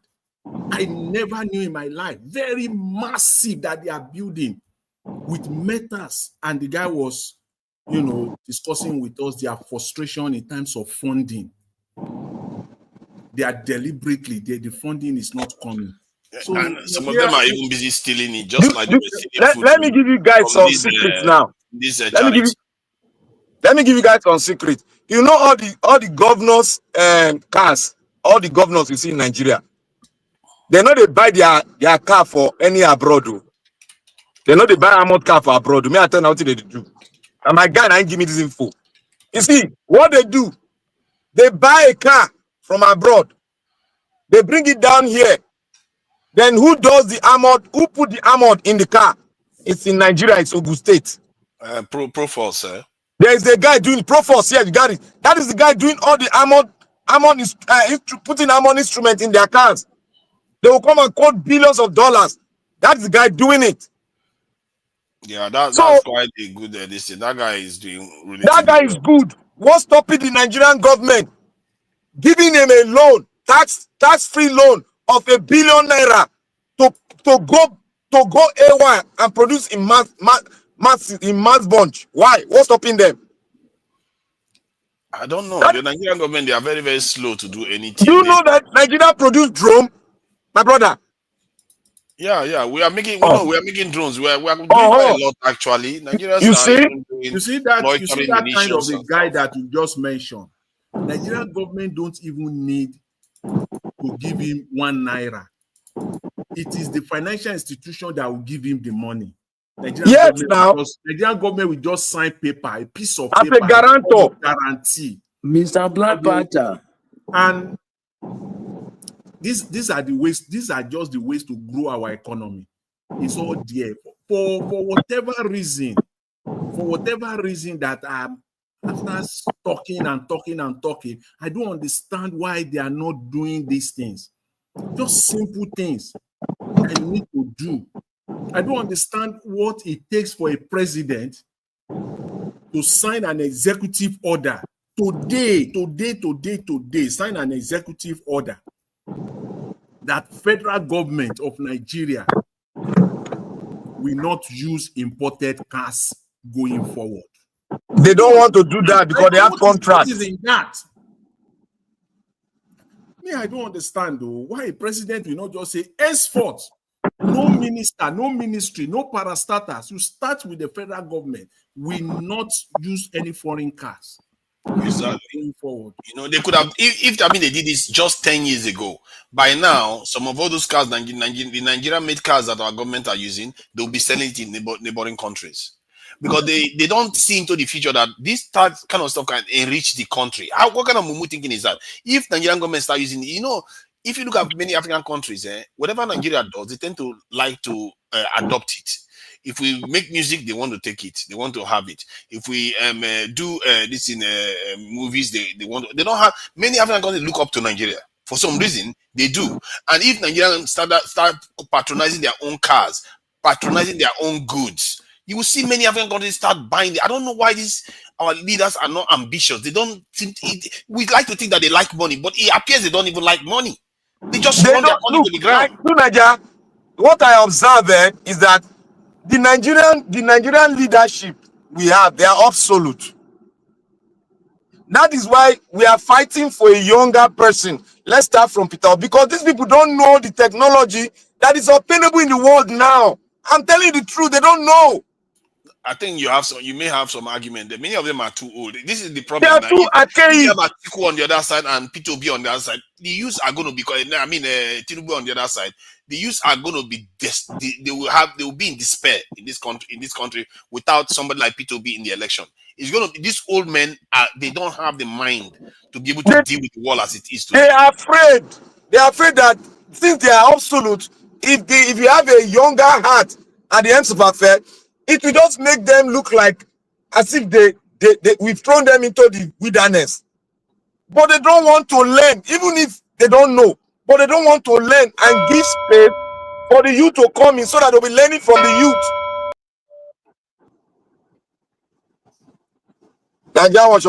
Thank you. You don't come. You don't go chop your dinner.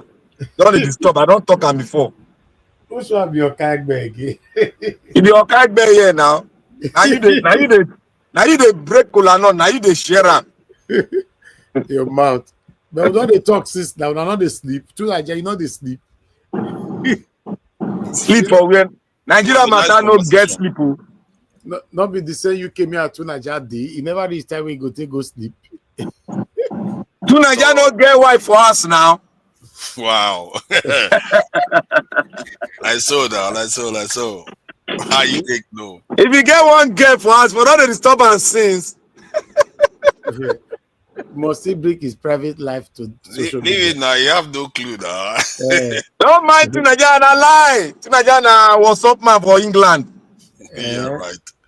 Okay. No, but to Nigeria not reveal anything. Want to make you talk? I'm not going to reveal anything. Now why would I do that? They're telling to be revealed. You are talking to FBI intelligence officer. I salute to our people. Let's round up. 4 hours. That's wonderful. I appreciate you all. To Nigeria, thanks for coming in, Mr. Jonathan. Thank you very much. Black Panther, Abdul Malik, Mr. Odowa, Mr. Paul was here. He just left. We didn't say anything. I appreciate every one of you that came in. I want to appreciate those of you that called into the show as well.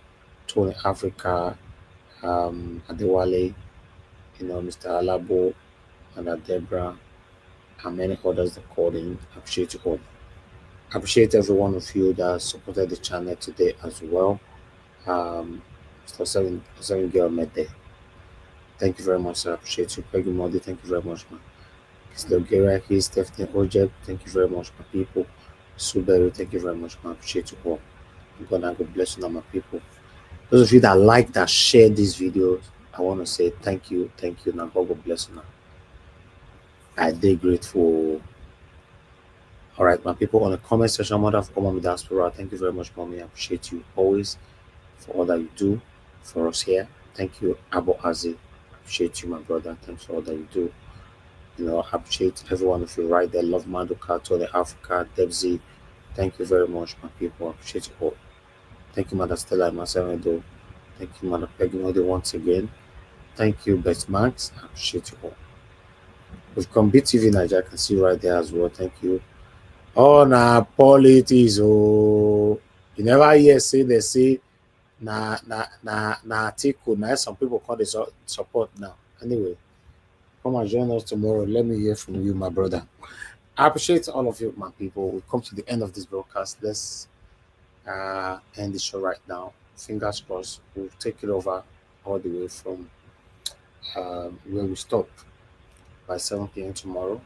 But look out for our pre-recorded video during the day by God's grace. Fingers crossed. Yeah. Now you will enjoy the content. Good night, my people, and bye for now.